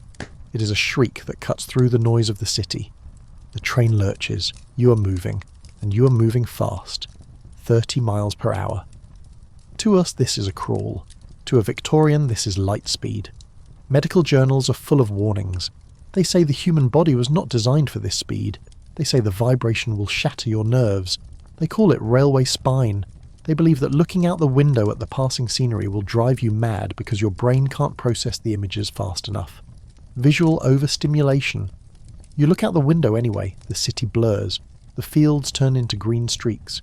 You feel dizzy. You feel nauseous. But you also feel powerful. You're conquering time. But then the darkness hits. A tunnel. Before the railway, tunnels were rare. Now you plunge into the earth. Pitch black. The noise is magnified to a deafening roar. The smoke from the engine fills the carriage because the windows aren't sealed. You're trapped in a dark box, choking on smoke, shaking violently, hurtling through the ground. Women scream. Men pray. It feels like a descent into hell. When you burst back out into the sunlight, you're gasping. Your face is covered in soot. You look like a coal miner, but you have survived. You look out the window again. The landscape is changing. You are leaving the green fields of the south. You're entering the black country. The Midlands, Birmingham, Manchester, Sheffield. This is the engine room of the Empire. The sky turns grey, then yellow, then black. At noon, it looks like twilight. The sun is just a pale disk behind a curtain of smog. You see the chimneys, thousands of them. Like a forest of dead trees made of brick, they are belching thick black smoke. You see the furnaces, blast furnaces, making iron, making steel. At night, the black country glows red. The fires from the ironworks reflect off the low clouds. It looks like a volcano is erupting, or like the surface of Mordor. Tolkien lived near here. He didn't have to imagine Mount Doom. He just looked out the window. The train slows. You get off in Manchester. Cottonopolis. The noise is different here. It isn't the roar of the train. It is the hum of 1,000,000 spindles. You walk toward a cotton mill. It is a massive brick fortress, 6 stories high. The windows vibrate with the power of the steam engine inside. You walk in. The heat hits you. It is 80, maybe 90 degrees. Why? Because the cotton threads snap if the air is too dry or cold. They keep it hot and humid. Steam is pumped into the room. The air is filled with fluff, cotton dust. It looks like snow. It floats in the shafts of light. It covers your hair. It covers your clothes, and you breathe it in. Every breath takes microscopic fibres into your lungs. Byssinosis, or brown lung. The workers cough, a dry, hacking cough. They call it Monday morning fever. Their chests get tight when they come back to work after the weekend. Eventually their lungs solidify. They suffocate slowly over 20 years, but the immediate danger is the machinery. The looms are powered by a central steam engine. A massive drive shaft runs along the ceiling. Leather belts spin down. To power the machines, there are no safety guards. If your sleeve gets caught in a belt, you're pulled up into the shaft, the mule spinners. These are the men who operate the spinning mules. They have to walk back and forth, barefoot, on the oily floor. Why barefoot? To feel for broken threads, and to keep their footing on the slick oil. But the oil causes spinners cancer. The carcinogens in the mineral oil soak into their skin. And the children, the pieces. Their job is to crawl under the machines while they are moving. They have to tie broken threads. They are small, they fit in the gaps, but the machine moves back and forth. It is a giant metal carriage weighing tons. The child has to time it perfectly. Crawl in, tie the thread, crawl out, if they are too slow, or if they slip on the oil. The machine crushes them. It happens. It happens often. The factory inspector comes. He writes a report. Accidental death. The mill owner pays a small fine, or nothing. Carelessness of the worker, he says. You watch a girl, maybe 10 years old. She is missing 2 fingers. The machine bit them, she says. She doesn't stop working, she can't. But there is a specific horror in the weaving sheds, the kiss of death. To thread the shuttle, the wooden bobbin that carries the thread back and forth, the weaver has to suck the thread through the eye of the shuttle. They do this hundreds of times a day. They kiss the shuttle. But the shuttle is shared. It goes from one weaver to another, and the thread creates dust. If one weaver has tuberculosis, they cough on the shuttle. They suck the shuttle. They pass it to the next girl. She sucks the shuttle. TB spreads through the factory like wildfire. It is a biological weapon disguised as a tool. You leave the mill, you need fresh air, but there is no fresh air in Manchester. You walk to the canal, the Bridgewater Canal, the arteries of the Revolution. Barges drift by, carrying coal, carrying cotton, but the water is black. It bubbles. The factories dump their waste directly into the canal. Dyes, bleach, acids. The River Irwell is described as less like water and more like bubbling treacle. If a bird lands on it, it sinks. There are no fish. There is no life, just chemistry. You realise that the Industrial Revolution is a war against nature, and nature is losing. But who built all this? Who dug the canals? Who laid the railway tracks? The navvies? The navigators? These are the toughest men in history. They are an army of labourers, Irish, Scottish, English. They roam the countryside, building the infrastructure of the modern world. They are giants. They eat 2 pounds of beef a day. They drink 8 pints of beer. They work harder than any human should be able to. They use picks and shovels, no bulldozers, no dynamite at first, just muscle. They dig the tunnels, the Woodhead Tunnel, 3 miles through solid rock. It took 6 years. The death rate among the navvies was higher than the death rate of soldiers at the Battle of Waterloo. Why? Explosions, rock falls, but mostly accidents. They used tipping wagons, carts filled with tons of earth. They run them on temporary rails to the edge of an embankment. The horse pulls the cart. At the last second, the horse unhitches. The cart rolls to the edge. The navvy has to tip it. If he slips, the cart goes over. He goes over. The cart lands on him. They are buried in the earth they are moving.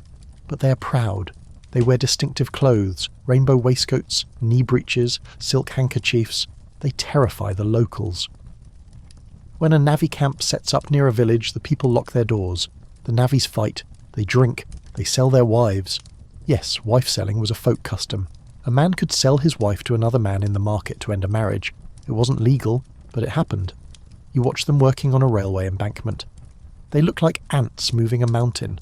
They are building the spine of the nation, but they are broken by it. A navvy is considered old at 40. His body is wrecked. His joints are destroyed. He ends up in the workhouse.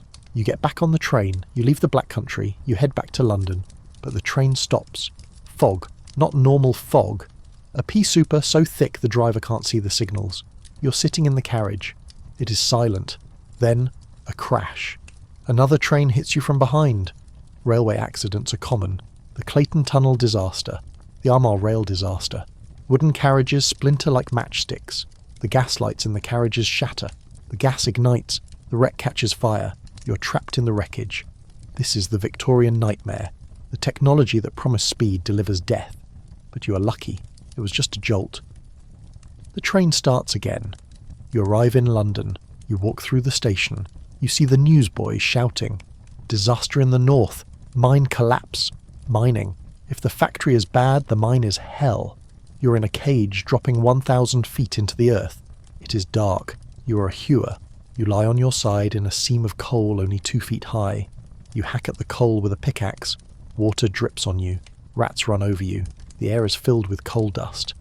Black lung. But the real danger is the gas. Fire damp. Methane.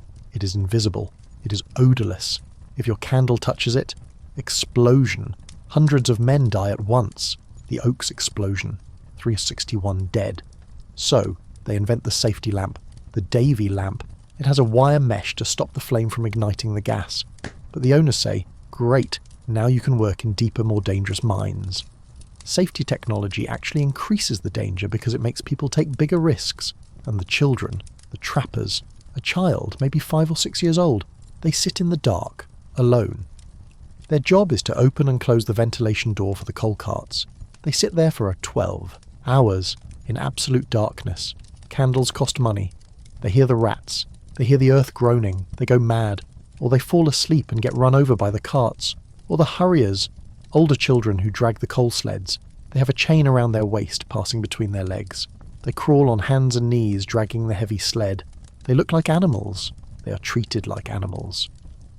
The Mines Act of 1842 finally bans women and children under 10 from working underground.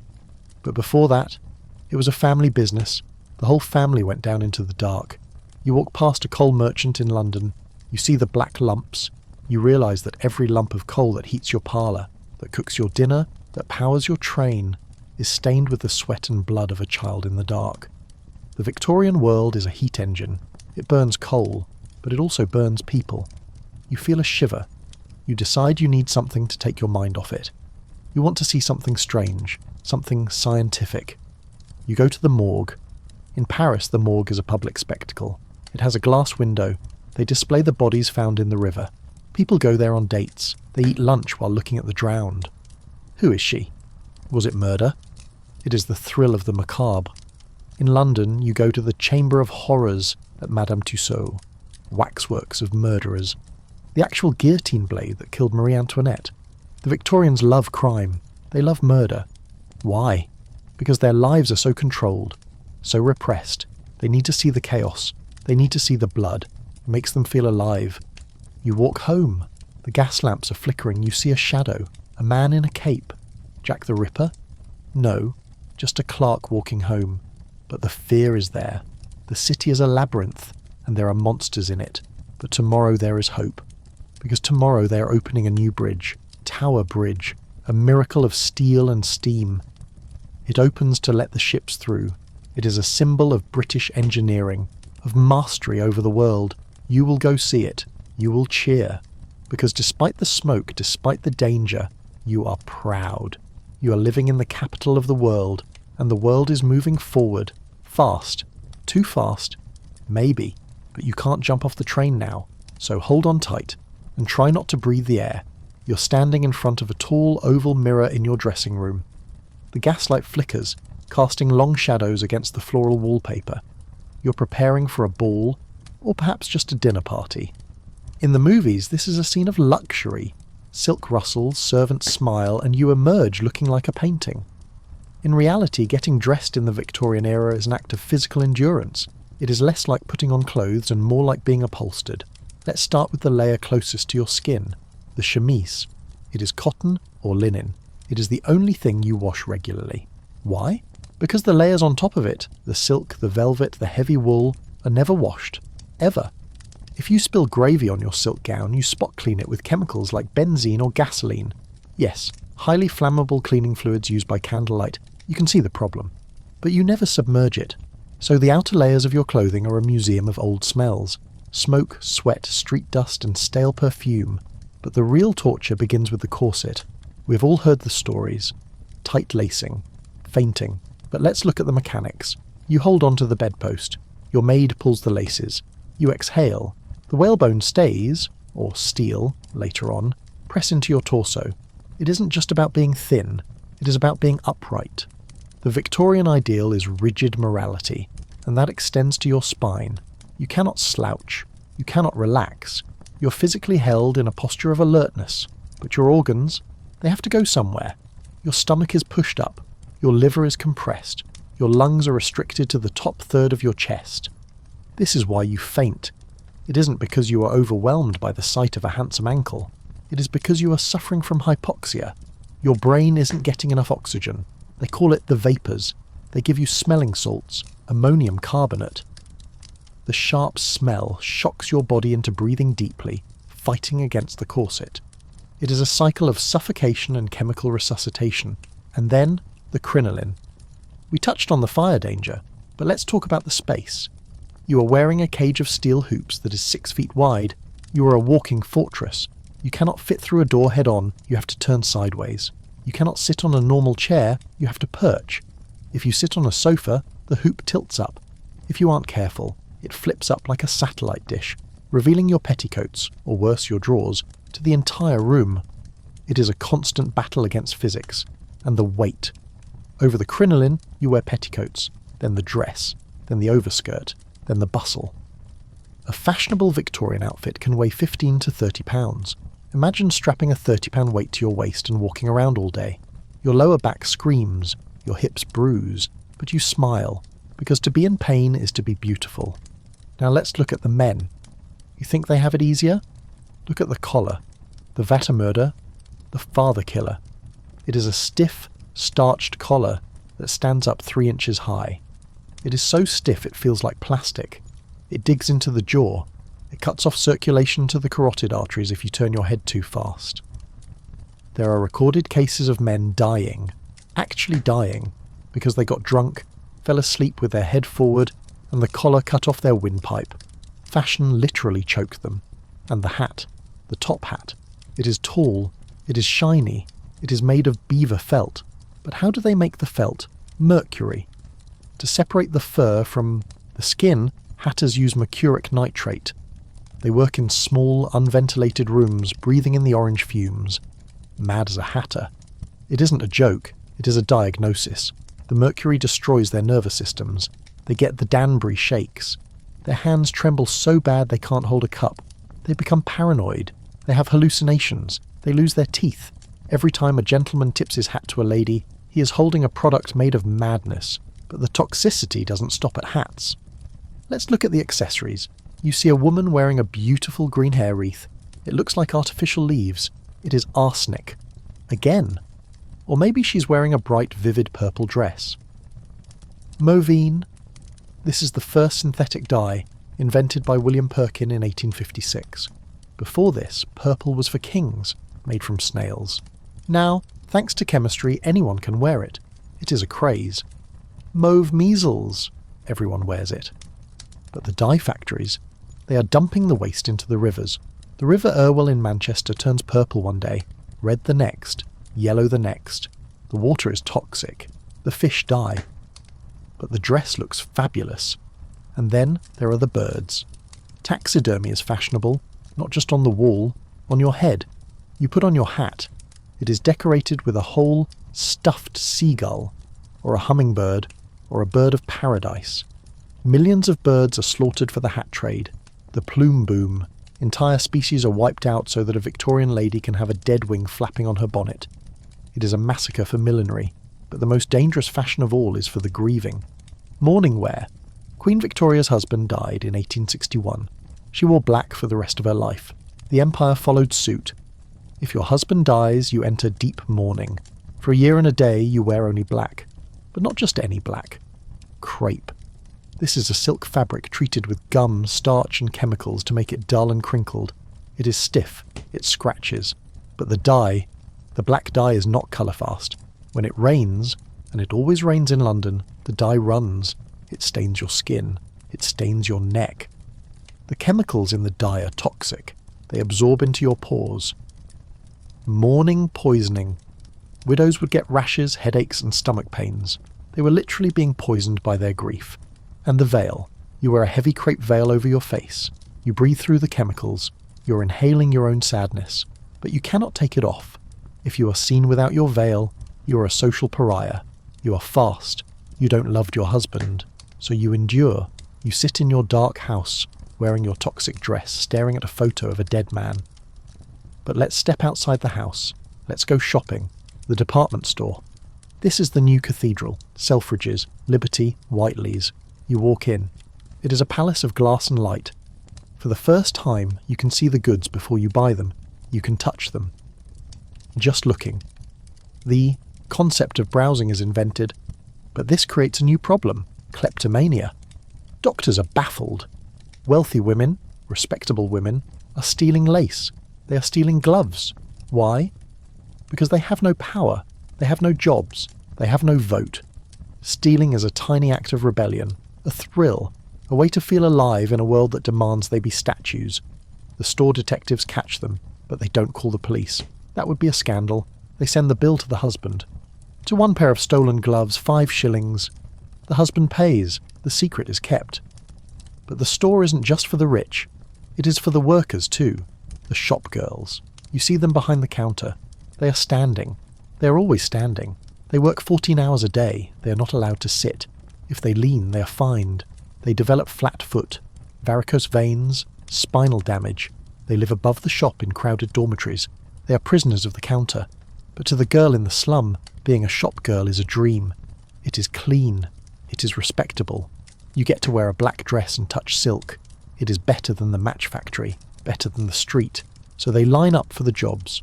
You buy a pair of gloves, kid skin, made from the skin of a baby goat. They are so tight you need a glove stretcher and a button hook to put them on. Once they are on, you cannot use your hands. You cannot open a door. You cannot pick up a coin. That is the point. Your hands are useless. Therefore you are a lady. You walk out of the store, you hail a cab. But the cab is dangerous too. The hansom cab. The gondola of London. It is fast, it is agile, but it is unstable. If the horse trips, you are thrown forward, through the glass window, or the omnibus, the bus. It is pulled by 2 horses. It is packed. You sit knee to knee with strangers. Pickpockets work the buses. Dippers. But the real danger is the bacteria. Tuberculosis spreads on the bus. You hear a cough. You hold your breath. You get off at the park. Hyde Park. It is Rotten Row. The place to be seen. You watch the carriages go by, the barouches. The ladies are sitting back holding parasols. They look bored. They look elegant. But you know the truth now. You know they are wearing corsets that are crushing their livers. You know their faces are painted with lead. You know their teeth are rotting. You know their husbands are at the flash house. It is a pageant, a masquerade. But suddenly, the mood changes. The sky darkens. A wind picks up. The great fog is coming back. But this time it brings something else. Panic. Newsboys are running through the park. War! The Boers! The Empire is fighting again. South Africa. But this war is different. The British Army, the invincible red machine, is losing. The Boers are farmers. They don't fight in lines. They shoot from the rocks. They wear khaki, not red. They disappear. It is a shock to the system. The Victorians thought they were the masters of war. They realise they are dinosaurs. You buy a paper. You read about the concentration camps. The British invented them to hold the Boer families. Disease breaks out. Thousands of children die. Measles, starvation. The world looks at Britain with horror. Is this civilization? The shine is coming off the empire. The gold is flaking away to reveal the iron underneath. You walk home. The gas lamps hiss. You feel a shift. The certainty of the mid-century, the Crystal Palace optimism is gone. It is the fin de siècle, the end of the century. There is a sense of decadence, of decay. Oscar Wilde is on trial for gross indecency. The public turns on him. They loved his plays. Now they want to destroy him. It is a witch hunt. You realise that for all their progress, the Victorians are still savages. They just wear better hats. You reach your door. You unlock it. You step inside. You take off the hat. You take off the gloves. You sit by the fire. You are tired. Being a Victorian is hard work, but you are also resilient. You have survived the lead, the arsenic, the cholera, the corset. You are tough, but you wonder, how long can this go on? How long can a society live on smoke and mirrors? The answer is, not much longer, because the old queen is dying. Victoria. She has been on the throne for 63 years. She is the anchor of the world, but she is fading, and when she goes, the 20th century will begin, and the 20th century, that is a whole new kind of horror, but that is a story for another night. Right now, you have one more task. You have to write a letter. Communication, the penny post. Before the Victorians, sending a letter was expensive and slow. Now you stick a penny black stamp on an envelope. You drop it in a red pillar box. It will be delivered tomorrow. Anywhere in England. It is the internet of 1890. You write to your sister in the country. You tell her about the ball. You tell her about the electric light you saw in the shop window. You don't tell her about the smell. You don't tell her about the fear. You keep the illusion alive. Because that is what Victorians do. They keep calm and carry on. You seal the envelope with wax. You press your ring into it. You blow out the candle. And you sit in the dark, listening to the city breathe. It is a heavy, wheezing breath. But it is still breathing. You seal the letter. The wax is hot on your finger. But as the candle flickers out, the room doesn't go dark. Not completely. A strange glow is coming from the window. You walk over. You pull back the heavy velvet curtain. Down the street, the gas lamps are being replaced. Electric arc lamps. They buzz. They sputter. They cast a light that is harsh, blue-white, and utterly unforgiving. Gaslight was romantic. It softened the edges. It made the dirt look like shadows. Electric light reveals everything. You can see the grime on the cobblestones. You can see the rats scurrying in the gutter. You can see the pale, exhausted faces of the people walking home. The 20th century is arriving, and it is bringing a spotlight. But let's step away from the window. Let's go somewhere darker, somewhere the light hasn't reached yet. We're going to the East End again, but not to the factory. We're going to the opium den. This is the Victorian nightmare, the yellow peril. The newspapers say these dens are hellholes where Englishmen are corrupted by Oriental vice. You find a door in Limehouse. You knock. A small viewing slat opens. You pay. You walk in. The air is sweet, heavy, cloying. Men are lying on wooden bunks. They are smoking long pipes. Their eyes are glazed. But look closer. Who are these men? They aren't just sailors or criminals. You see a doctor. You see a lawyer. You see a writer. Charles Dickens visited these places. So did Arthur Conan Doyle. They come to escape, to dream. The Victorian world is so rigid, so structured, that the only way out is through a pipe. Chasing the dragon. It is a tragedy. but it is also a symptom of a society that is squeezing its people too hard. But there are other ways to escape. Let's talk about the freak show again. But let's go backstage. We talked about the cruelty, but let's talk about the humanity. Joseph Merrick, the Elephant Man. He's exhibited in a shop on Whitechapel Road. People pay to scream at him, but then a doctor finds him, Frederick Trevis. He takes him to the London hospital. He gives him a room. He treats him like a human being. Merrick is intelligent. He is gentle. He builds models of churches out of card.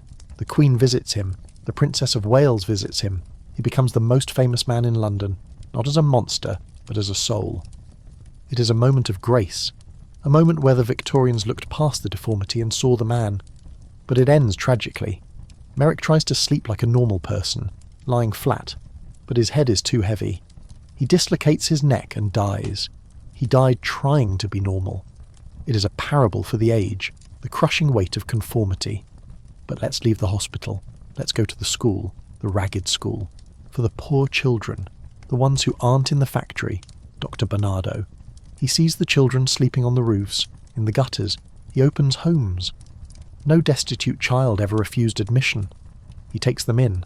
He washes them. He teaches them a trade, but he also sends them away. Home children. He puts them on ships to Canada, to Australia. He thinks he is saving them.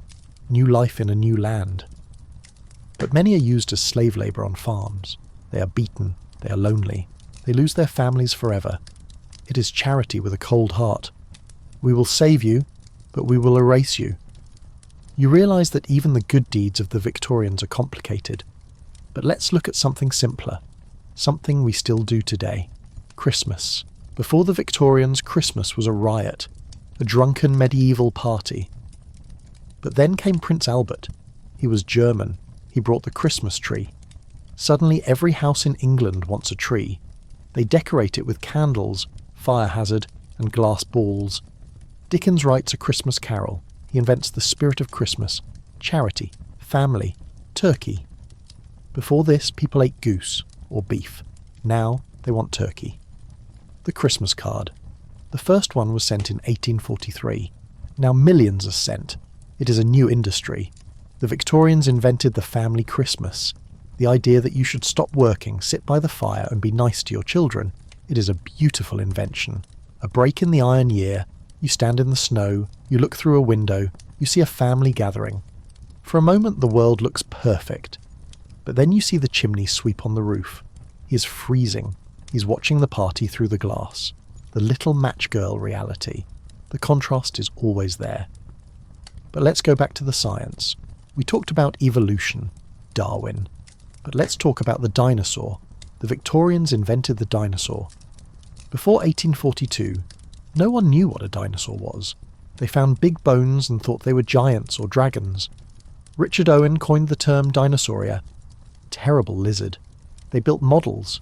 The Crystal Palace dinosaurs. You can still see them in London today. They are wrong. The iguanodon looks like a rhino. They put the thumb spike on its nose, but it doesn't matter. The public loved them. Deep time. Suddenly the world wasn't 6,000 years old, as the Bible said. It was millions of years old. It made people feel small, insignificant. If the dinosaurs died out, could we die out too? It was a terrifying thought, the fragility of the species. But it also sparked wonder. Museums opened, the Natural History Museum, the Cathedral of Nature. You walk in, you see the skeleton of a diplodocus. You realise that you're just a blip in history. It is humbling. But the Victorians didn't like being humble. They wanted to conquer nature. They built bridges. The Forth Bridge in Scotland, a giant red cantilever beast. It took 57,000 tons of steel. It took 7 years. 63 men died building it, falling into the icy water, crushed by steel.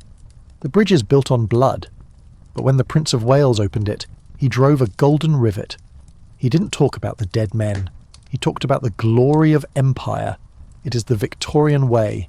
Hide the cost. Celebrate the result. But the cost is rising. Let's talk about the Great Stink again. The Thames is a sewer. But it isn't just the smell. It is the politics. Parliament is right next to the river. The politicians can't work. They hang sheets soaked in chloride of lime over the windows. Finally they act, not because the poor are dying, but because they are uncomfortable. Self-interest is the engine of reform. They give Joseph Bazalgette the money. He builds the sewers. He builds the embankment. He narrows the river to make it flow faster. He saves London. It is a triumph of engineering, but it proves a dark truth.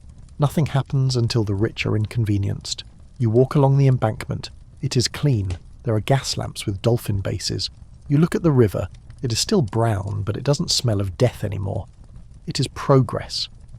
But progress has victims. We haven't talked about the animals, the horses. London runs on horses, 300,000 of them. They pull the cabs, the buses, the carts. They work until they drop. The average life of a London bus horse is 3 years. When they die, they are left in the street, or sold to the knacker to be made into glue or dog food, or cheap meat for the poor. Anna Sewell writes Black Beauty. It isn't a children's book. It is a protest novel, an autobiography of a horse. She writes it to make people be kind. And it works. People start treating horses better. The cabmen's shelters are built.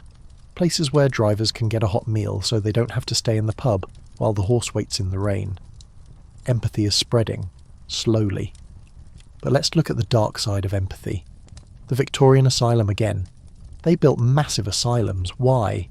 To get the mad off the streets, to hide them, but also to study them. Neurology, psychiatry. They start photographing the patients. The physiognomy of insanity. They categorize them. Acute mania. Melancholia. They're trying to understand the brain, but they don't have the tools. No drugs, except sedatives. No therapy. So they experiment. Electric shocks. Lobotomies. Later. It is a groping in the dark, but out of this darkness comes Freud. Psychoanalysis. The idea that our minds are full of secrets. The Victorian era ends with the discovery of the subconscious. The idea that we don't even know ourselves. It is the final blow to their confidence. They thought they knew everything. They mapped the world. They categorized the animals. But they couldn't map the human soul. So you stand at the turn of the century. 1900. The Queen is old. She's in a wheelchair. She's going blind. The empire is stretched thin. Germany is rising. America is rising. You feel the wind changing, the Edwardian summer is coming. A brief golden age before the storm, but you know what is waiting in 1914. The Great War, the machine guns, the gas, the trenches, the industrial slaughter that will kill the Victorian dream forever. You want to warn them. Stop building the guns, stop the alliances. But you can't. History is a train. It has no brakes. So you watch. You see the young men marching. They look so proud. They think war is an adventure. You know it is a meat grinder. You turn away. You walk back to your own time. You step through the fog. The gas lamps fade. The cobblestones turn to asphalt. The horses turn to cars. You are back. You sit in your chair. You look at your screen. You realise how far we have come. We don't put arsenic in our wallpaper. We don't send children up chimneys. We don't die of cholera from the tap. We have solved the physical problems, but the psychological ones, the anxiety, the inequality, the fear of the future, we are still working on those. We are still the children of the Victorians. We live in the world they built, and sometimes, late at night, when the Wi-Fi is down and the streetlights flicker, you can still smell the coal smoke, you can still hear the hansom cab, and you realise that the past isn't dead. It is just sleeping, waiting for you to remember. So, remember them, the good and the bad, the genius and the madness, because by remembering them we understand ourselves, and maybe, just maybe, we can avoid their mistakes. Probably not, humans are stubborn, but we can try, and that is the Victorian legacy, to try, to build, to improve, to strive, to seek, to find, and not to yield. Tennyson, the voice of the age. So, strive, seek, but check the label on your bread, just in case. Good night, you are awake. It is 4:30 a.m, the sun is not up, the birds are not up, even the roosters are hitting the snooze button, but you are up, you are a scullery maid. This is the bottom of the ladder. If the Victorian class system is a pyramid, you are the mud the pyramid is built on. You sleep in the basement or maybe a cupboard under the stairs.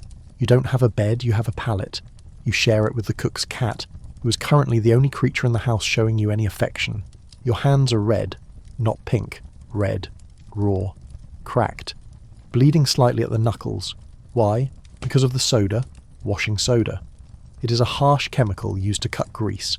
You spend 12 hours a day with your hands in a stone sink, scrubbing copper pots with soda and sand. The skin on your hands has basically dissolved. You rub tallow, animal fat, on them at night, but it doesn't help. You put on your cap, you put on your apron. You're not a person, you're a uniform. Your first job is the blacking. The ranges, the massive cast iron stoves, have to be polished every morning until they shine like obsidian. You use black lead, graphite.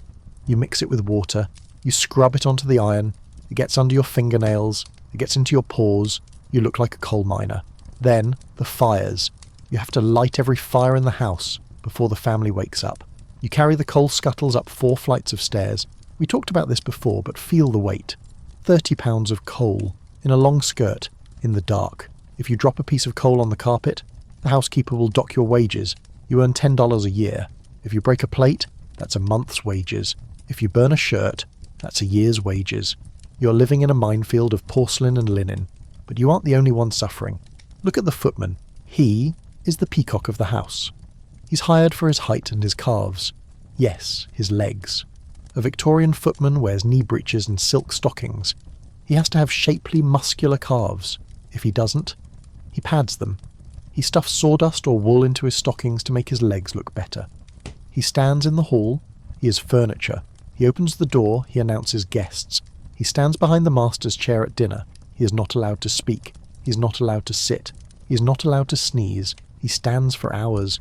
He develops varicose veins. His back spasms. And his hair, it is powdered. This is a hangover from the 18th century. Most people stopped powdering their hair, but the servants still have to do it. He has to cover his hair in grease and flour. It itches. It attracts mites. And when he sweats, the flour turns into a paste that runs down his neck. He hates it. But he does it. Because being a footman is a good job. He gets the master's old clothes. He eats the meat leftovers. But there is someone in the house who is even lonelier than the scullery maid. The governess. She is the tragedy of the Victorian home. She's usually a gentlewoman in distressed circumstances. Her father was a clergyman or an officer who died and left her nothing. She is educated, she speaks French, she plays the piano, but she is poor. She cannot be a servant. She is too high class. She cannot be part of the family. She is an employee. So she lives in limbo. She eats alone in the schoolroom. The servants hate her because she thinks she's better than them. The family ignores her because she is a reminder that money can disappear. She is invisible. She teaches the children. But she knows that the boys will grow up to go to Eton and forget her. The girls will grow up to marry rich men and pity her. She reads Jane Eyre and dreams of a dark, brooding master falling in love with her. Spoiler, that never happens. Instead, she grows old. She loses her eyesight from sewing by candlelight. She's dismissed when she gets too old to teach. She ends up as a companion to a cranky old lady, reading the Bible aloud until her voice gives out. It is a life of quiet, polite desperation. But let's go back to the kitchen. The cook is shouting. Dinner must be served. We talked about the food being adulterated. But let's dive deeper into the chemistry set that is the Victorian pantry. The year is 1820. A chemist named Frederick Ackham publishes a book, a treatise on adulterations of food and culinary poisons. The cover features a skull and crossbones with a caption, "There is death in the pot." It is a bombshell. He exposes everything. Let's look at your breakfast again. Coffee. You buy ground coffee. It is cheap. Why? Because it is mixed with chicory. Okay, that's not too bad. But it is also mixed with roasted carrots, burnt liver, and brick dust. Yes, red brick dust. To give it the right colour, you are drinking a building, tea. We mentioned the used leaves. But what about Lee tea? This was a product imported from China. It wasn't tea at all. It was dust, sand, and sweepings from the warehouse floor, held together with gum and dyed with Prussian blue, a pigment, and verdigris, copper rust. It looked like tea. It brewed like tea. It poisoned you like paint. Sugar. You want white sugar? But refining sugar is expensive, so the grocer mixes it with duft, powdered limestone, or bone ash, or sand. You put it in your tea. It doesn't dissolve. It sits at the bottom of the cup like sludge. Pepper. Whole peppercorns are expensive, so you buy ground pepper. It is mixed with sweepings, the dust from the spice warehouse floor. It contains rat droppings, twine, and dirt. Or it is mixed with linseed meal and cayenne to give it a fake kick. Even the cheese isn't safe. Gloucester cheese. It should be orange. To get the colour, they use red lead. Lead again. The Victorians just couldn't get enough of it. Frederick Ackham named names. He published the addresses of the shops that sold poison. The shopkeepers were furious. They threatened him. They sued him. They eventually drove him out of England, but the secret was out. The fight against fraud. It took 50 years, but eventually the government passed the Adulteration of Food and Drink Act in 1860. It appointed public analysts, scientists with microscopes. You're a grocer. A man in a suit walks in. He buys a loaf of bread. He puts it in a sealed bag. I am taking this to the laboratory. You sweat. Did you put too much alum in? Did you use the potato flour? This is the beginning of food safety. It is the reason you can walk into a supermarket today and be 99% sure that your milk doesn't contain embalming fluid. But in 1858, you're on your own. You are the taster. If you get a stomachache, you don't buy that brand again. Darwinian shopping. But let's step out of the kitchen. Let's look at the object that defines the Victorian era more than anything else. The machine. We are going to the factory again, but this time not to the match girls, to the weavers, the loom. It is deafening. Clack, clack, clack. 1,000 shuttles flying back and forth. You are a tenter, a child. Your job is to crawl under the machine and clean the wool, but the wool is greasy. It is soaked in oil to keep the machine running. Your clothes are soaked in oil. Mule spinner's cancer. The oil is carcinogenic. It causes skin cancer. But there is another danger, the self-acting mule. It is a spinning machine. It moves back and forth on rails. It is heavy. It has no sensors. It doesn't stop if you are in the way. If you're a second too slow, you are crushed against the wall. Or scalping. You're a girl, you have long hair, you lean forward. Your hair gets caught in the spinning shaft. It pulls. It doesn't stop. It rips your scalp off. This happened so often that they started requiring girls to wear caps, but sometimes they forgot. And the noise. Weaver's deafness. If you work in a mill for 10 years, you lose your hearing. You learn to read lips. You walk through a mill town in Lancashire. Everyone is shouting, not because they are angry, but because they are deaf. It is a silent world created by the loudest machines on earth, but the machine isn't just in the factory, it is in the home. The sewing machine. Isaac Singer. Elias Howe. It is a miracle. You can make a shirt in an hour instead of 14 hours, but it creates the sweatshop. Before the machine, clothes were expensive. Now they are cheap.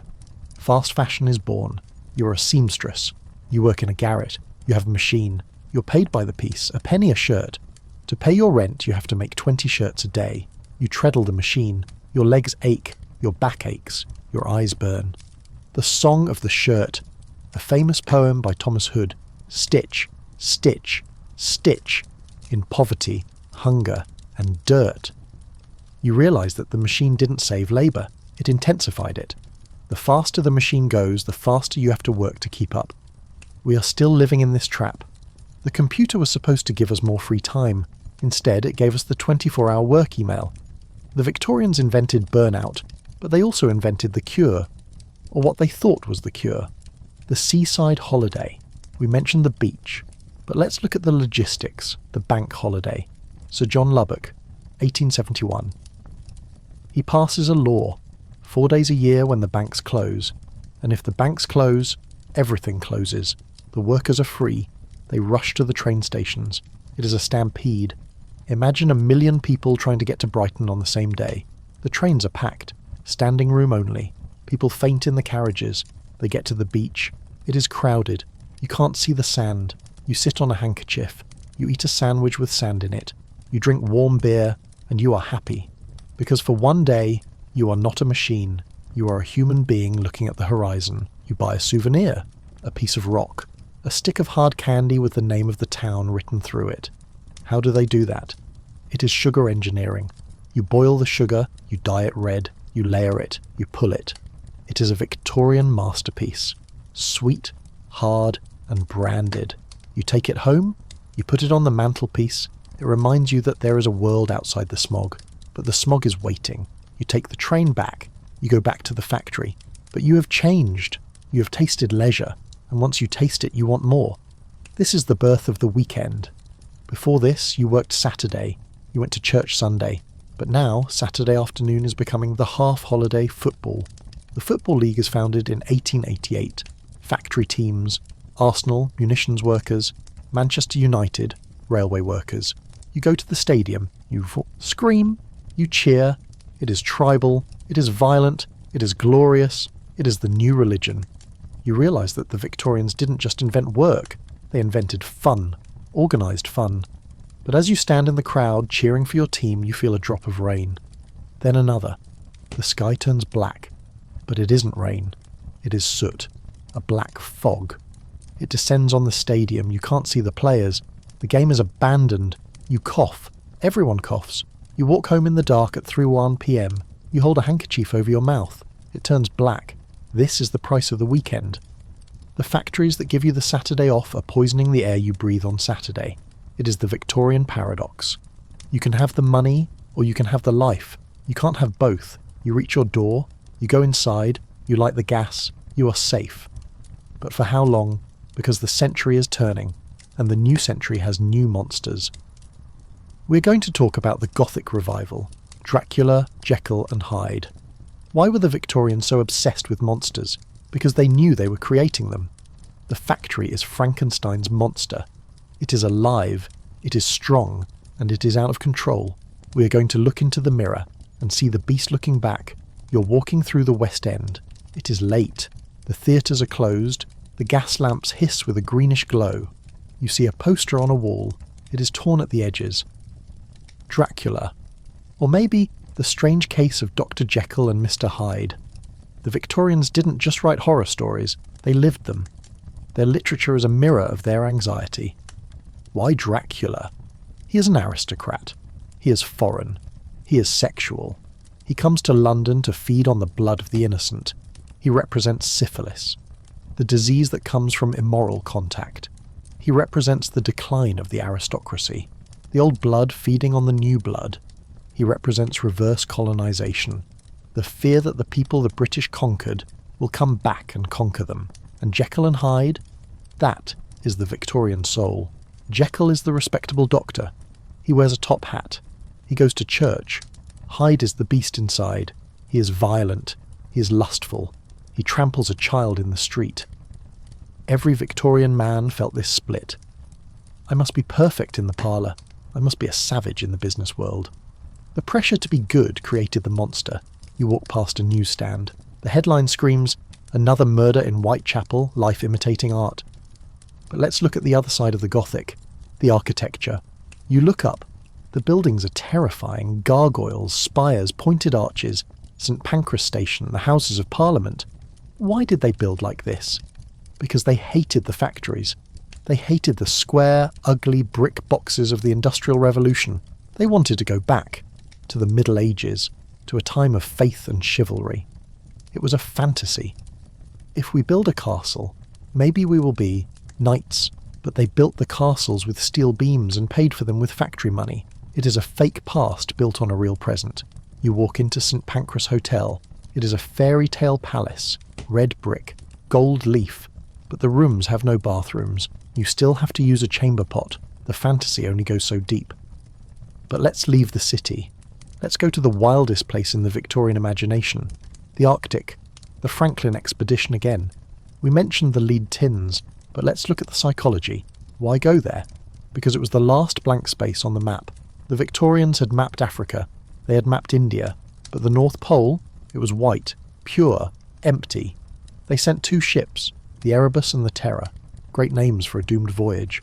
They had steam engines, they had libraries, they had a monkey, they disappeared. For years, no one knew what happened. Lady Franklin, the captain's wife, spent her fortune sending search parties. She refused to believe he was dead. She became a national symbol of loyalty. Then they found the bodies, and the evidence of cannibalism. The British public refused to believe it. Englishmen don't eat Englishmen. It must have been the Inuit. Charles Dickens wrote articles defending Franklin. It is impossible. Why? Because if the best of the Royal Navy could turn into savages, then civilization was a lie. It was the crack in the mirror. The Arctic proved that underneath the uniform, the Victorian gentleman was just meat. But let's go to a warmer place. A place where the Victorians felt safe. The garden. We talked about the Arsenic Green. But let's talk about the plant hunters. The orchid delirium. Orchidilirium. Rich men hired explorers to go to the Amazon, to Borneo, to the Himalayas. Find me a new orchid. These hunters were ruthless. They would find a rare species, collect it, and then burn the rest of the forest so no one else could have it. They died of malaria. They were killed by tigers. They fell off cliffs. All for a flower. Why? Because owning a rare orchid meant you had conquered nature. You had taken a piece of the wild jungle and put it in a glass pot in your parlour. It was a microcosm of empire. I own the world. You look at a Victorian greenhouse, a fernery. It is lush, damp, green. It is a tiny, controlled jungle, but outside the real nature is dying. The smoke is killing the trees in London. The London plane tree is the only one that survives because its bark peels off, shedding the soot. The Victorians loved nature, but they loved it dead, stuffed, pinned, or potted. You walk out of the greenhouse, you are back in the smog, you need a drink, but water is dangerous, beer is for workers, wine is for dinner. What do you drink? Soda water. The soda fountain, Schweppes. Founded in 1783, but booming now. Carbonated water. Aerated water. They sold it in torpedo bottles. Glass bottles with a round bottom so they couldn't stand up. The cork had to stay wet so the gas didn't escape. It was the first soft drink. And lemonade. But be careful. Cheap lemonade was made with sulfuric acid. Oil of vitriol, it burned your stomach, but it was fizzy. You drink a glass of Schweppes, it tastes clean. The bubbles tickle your nose. It is technology in a glass, man controlling gas, and ice. Ice imported from Norway, or America, Wenham Lake ice. They cut it from lakes in Massachusetts, packed it in sawdust and shipped it to India. Imagine that. A piece of frozen water travelling 10,000 miles so a British officer in Calcutta can have a cold gin and tonic. It is the ultimate luxury, the conquest of climate. You finish your drink, you feel refreshed, but you have a nagging feeling you haven't been to church. The crisis of faith, Darwin, 1859, on the origin of species, it dropped like a bomb. We are not angels, we are monkeys. It destroyed the certainty of the age. If the Bible isn't literally true, then what is? People panicked. They lost their faith. Dover Beach, Matthew Arnold. The sea of faith was once too at the full, but now I only hear its melancholy long withdrawing roar. They felt alone in the universe, so they turned to substitute religions, spiritualism, theosophy, science, empire. If there is no God, we must build heaven on earth. This is the drive behind the reforms, the sewers, the schools. They were trying to justify their existence. We are doing good work. But deep down, they were terrified that it was all meaningless. You walk past a church, it is empty. You walk past a lecture hall, it is full. Huxley is debating Wilberforce, science versus religion. The crowd cheers for science, the world has tipped. But science has a dark side. Eugenics, Francis Galton, Darwin's cousin. He says, if we can breed better horses, why can't we breed better people? The unfit, the poor, the sick, the criminals. They should not reproduce. It sounds logical to the Victorian mind. Improve the race. But it leads directly to the horrors of the 20th century. Sterilisation. Genocide. The road to Auschwitz began in a Victorian lecture hall. You shudder. You realise that ideas are dangerous. You need to go home. You need to hide. You take a shortcut through an alley. You see a child. A mudlark again?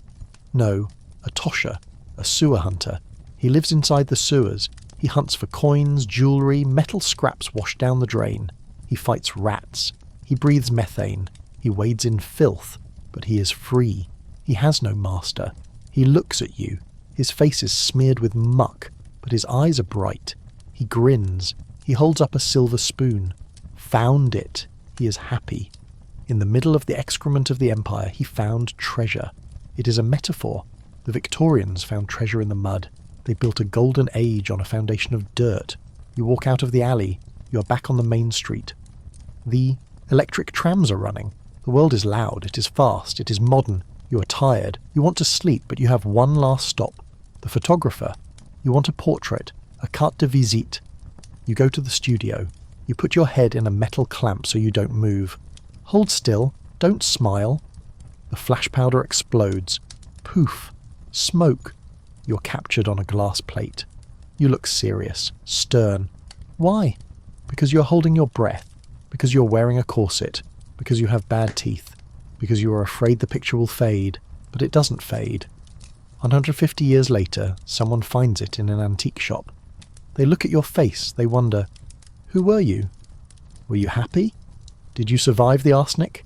Did you love your wife? You stare back across the century. You can't answer, but your eyes say, I was here, I lived, and that is enough. You leave the studio, you walk into the sunset. The Victorian era is ending. The Queen dies in January 1901. She dies at Osborne House. She's surrounded by her family. The Kaiser of Germany, her grandson, holds her hand. The funeral is white. She requested white horses, white pall. It is the end of mourning. The new king, Edward VII, loves cigars, women and horse racing. The party begins again. But the bill is coming due. 1914 is waiting. But for now, you're safe. You go back to your own time. You open your eyes. The LED light of your alarm clock glows. Blue. Clean. You take a drink of water from a plastic bottle. Safe. You are the beneficiary of their struggle. You don't have to fight the mud. You don't have to fight the smallpox. You just have to live. So, live well. And when you complain about the Wi-Fi being slow, remember the boy in the chimney. Remember the girl in the match factory. Remember the man in the sewer. They would trade places with you in a heartbeat. Be grateful for the boredom. Be grateful for the safety. Be grateful for the silence. Good night. You're standing in the gallery of the House of Commons. It is late. The gaslights hiss softly, casting long wavering shadows across the green leather benches. The air is thick with cigar smoke, and the low murmur of men deciding the fate of millions. You are here to witness a battle. But not one fought with guns. This is a battle fought with words, ledgers, and the cold, hard logic of the poor law. Down below a man is speaking, Edwin Chadwick. He is not a politician. He is a bureaucrat. A man of statistics. He has visited the slums. He has smelled the cesspits. He has counted the dead. He holds up a report. The sanitary condition of the labouring population. It is a bombshell. He argues that disease causes poverty. If a man gets sick, he can't work. If he can't work, he becomes a burden on the state. Therefore, building sewers isn't just charity. It is economics. It saves money. The MPs listen. They don't care about the suffering, but they care about the money. This is the turning point. The moment the state decides to intervene in the private lives of its citizens. The birth of public health. But it is a slow birth. You leave the gallery. You walk out into the night. You're in Westminster, the heart of power. But just a few streets away is Devil's Acre, a slum so notorious that even the police won't enter. It is a labyrinth of thieves' kitchens, brothels and lodging houses. You walk through it. You're invisible. You see a fencing school, not for swords, for pickpockets. An old man, a real-life Fagin, is teaching boys how to steal a handkerchief without ringing a bell sewn into the pocket. It is a skill, an art form. You see a coiner, a man melting down stolen pewter pots to make fake shillings. He works by a small fire, his face illuminated by the molten metal. You see a body snatcher negotiating with a surgeon's assistant in the back of a pub. Fresh ones tonight, no disease. This is the shadow economy, the black market that runs beneath the respectable world. But let's move from the criminal to the strange, the Victorian obsession with the occult. We talked about seances, but let's go deeper. The Ghost Club, founded in 1862. Members included Charles Dickens and Arthur Conan Doyle. They investigated haunted houses. They tried to weigh the soul. They were serious men, scientists, writers. But they were desperate to prove that death wasn't the end. Why? Because Darwin had killed God. Or at least he had killed the certainty of heaven. If we are just evolved apes, what happens when we die? Do we just rot? The Victorians couldn't handle that thought, so they looked for ghosts. You attend a meeting. They are discussing ectoplasm, a mysterious white substance that oozes from mediums. They show photographs. To you it looks like cheesecloth. To them it looks like proof. It is touching. It is sad. It is the grief of a generation trying to find a loophole in mortality. But let's leave the ghosts and look at the monsters. The zoo. London Zoo. Regent's Park. It opened in 1828.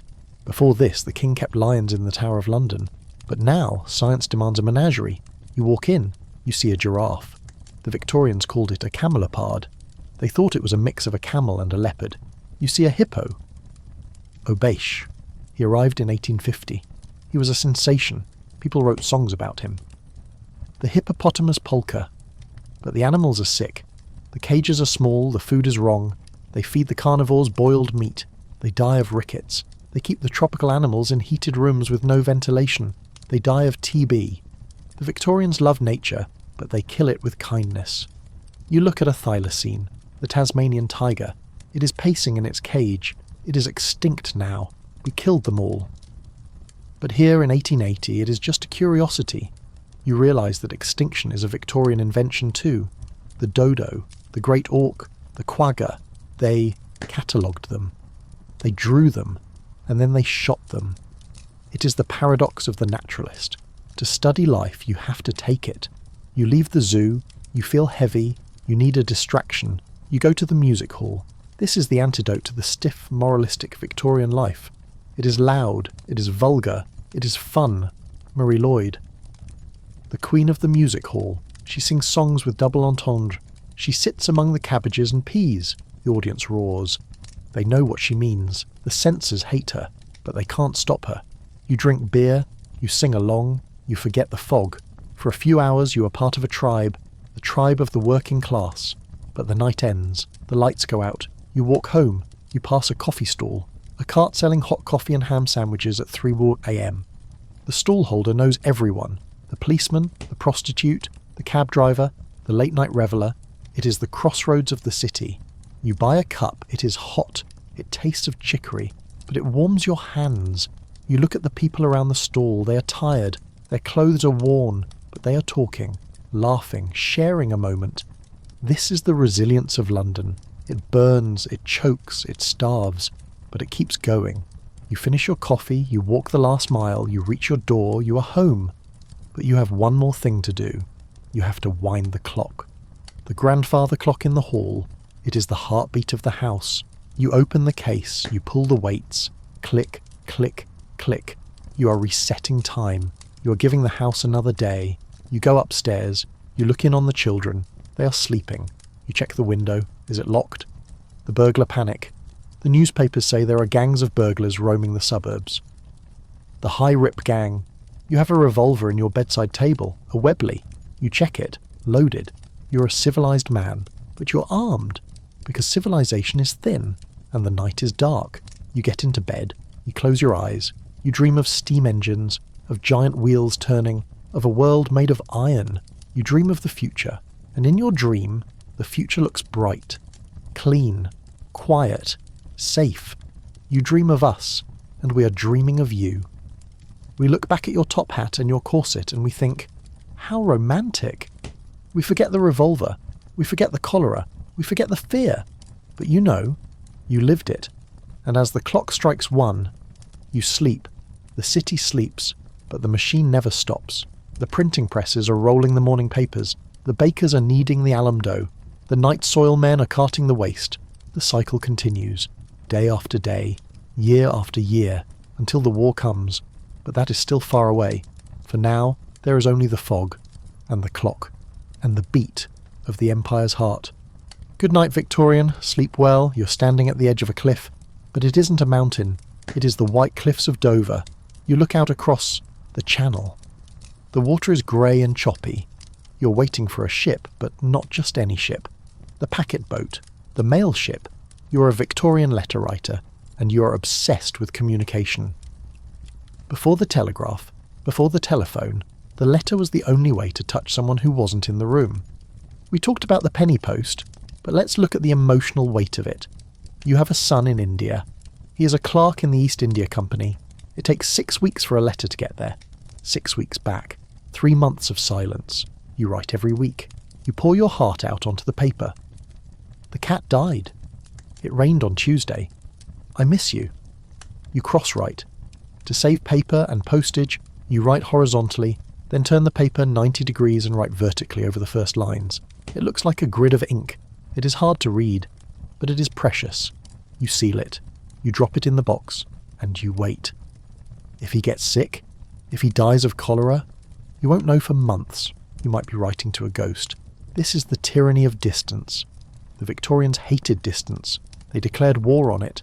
The telegraph, the Victorian internet, it changed everything. Suddenly you could send a message to India in minutes. Grandmother dead. Send money. War declared. But it was expensive. You paid by the word, so you learned to be brief. Coming home. It killed the romance of the letter, but it saved the sanity of the empire. You watch the ship disappear into the mist. You hope your letter makes it. But let's leave the coast. Let's go to the school. Rugby school, or Eton, the public school, which confusingly means private school in England. You are a boy. You're sent away at age 8. You live in a dormitory. It is freezing. The windows are open even in winter to toughen you up. You're bullied. Fagging. This is a system where younger boys act as servants for older boys. You shine their shoes. You make their toast. If you burn the toast, you get beaten with a cane. It is institutionalized cruelty. It is designed to break you down and build you back up as a gentleman. You play rugby. It is violent. There are no rules. You get kicked in the head. You break your nose. You don't cry. Stiff upper lip. This is where the empire is built. On the playing fields of Eton. They teach you Latin. They teach you Greek. They teach you that you are superior to everyone else on earth. And then they send you to rule India. Or Africa. You arrive in a country you don't understand. You speak ancient Greek, but not Hindi. You wear wool in the tropics. You are lonely. You are arrogant. And you are in charge. This is the recipe for disaster. But let's look at the girls. They don't go to Eton. They have a governess. Or they go to a finishing school. They learn French. They learn piano. They learn how to walk with a book on their head. They do not learn math. They do not learn science. Brain fever. Doctors believed that if a girl studied too hard, her blood would rush to her brain and leave her uterus. She would become infertile or mad. So they kept them ignorant, for their own safety. But some girls rebelled. Florence Nightingale. She taught herself math. She invented the pie chart. Yes, really. She used it to show how soldiers were dying.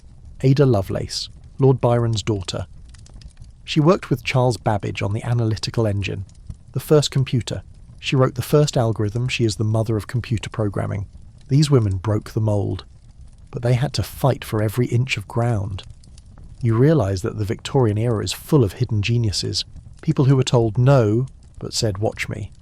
But let's go to the dark side of genius, the detective, Sherlock Holmes. He wasn't real, but he was based on real science, forensics. Before the Victorians, solving a crime was guesswork. He looks guilty. But then came fingerprinting. Francis Galton, again. He realised that fingerprints are unique. Suddenly you could prove a man was at the scene. And toxicology, the Marsh test for arsenic, and ballistics, matching the bullet to the gun. Crime became a puzzle, a science. The Scotland Yard detective became a hero, Inspector Aberline. You walk past Scotland Yard. It is a brick building. It looks boring. But inside, they are building a database of criminals, the Black Museum. They keep the ropes used to hang famous murderers. They keep the knives. It is grim. But it is progress. You feel a little safer. The law has eyes now, but the law can't see everything. It can't see inside the lunatic asylum. We talked about the poor, but what about the rich? The private madhouse. You are a wealthy man. You have a son who is different. Maybe he has Down syndrome. Maybe he is autistic. You are ashamed. You want to hide him. You pay a doctor. He takes your son away. He lives in a nice house in the country. But he is a prisoner. He is the idiot in the attic. Families erased people. They pretended they died. It is the dark secret of the aristocracy. The bad blood. You shudder. You walk to the river, the Thames. It is night. The gaslights reflect on the black water. You see a boat, a small rowing boat, a waterman. He is ferrying passengers across the river. There are no bridges in the East End yet. You get in. He rows. It is quiet. He tells you stories about the bodies he finds, about the ghosts. Old Father Thames. The river is a god, a dark, hungry god. You reach the other side. You pay him a penny. You walk into the fog. You are tired. The journey has been long. You have seen the gold and the mud, the genius and the madness. You realise that the Victorian era is not a monolith. It is a kaleidoscope. It is beautiful. It is ugly. It is everything at once. And you are part of it. Because you are the memory. As long as you remember the match girl, she isn't gone. As long as you remember the chimney sweep, he isn't lost. You are the witness. So keep watching, keep listening. The story isn't over. The 20th century is waiting. But that is for another time. For now, just breathe. But not too deep, the fog is still thick. Good night. You're standing in the middle of a field in Yorkshire, but it isn't a farm, it is a construction site, and it is the most dangerous place in England. You're looking at the navvy camp. We mentioned the navvies before, the men who built the railways. But we need to understand their world. It is a frontier town in the middle of England. There are no houses. There are shanties, huts made of turf, mud, and maybe some stolen railway sleepers. There are 500 men living here. There are no police. There are no priests. There are only the gangers, the foremen. The work is brutal. They are building a viaduct. The Ribblehead Viaduct. It is a bridge in the sky. 24 massive stone arches. You watch them work. They are hundreds of feet in the air, standing on wooden scaffolding that creaks in the wind. There are no safety harnesses. If a man falls, he falls. He lands in the wet concrete of the pier. They don't stop pouring. Legend says there is a man buried in every pier of the viaduct. It is an exaggeration, but not by much. Hundreds died. Why? Speed. The railway companies are in a race.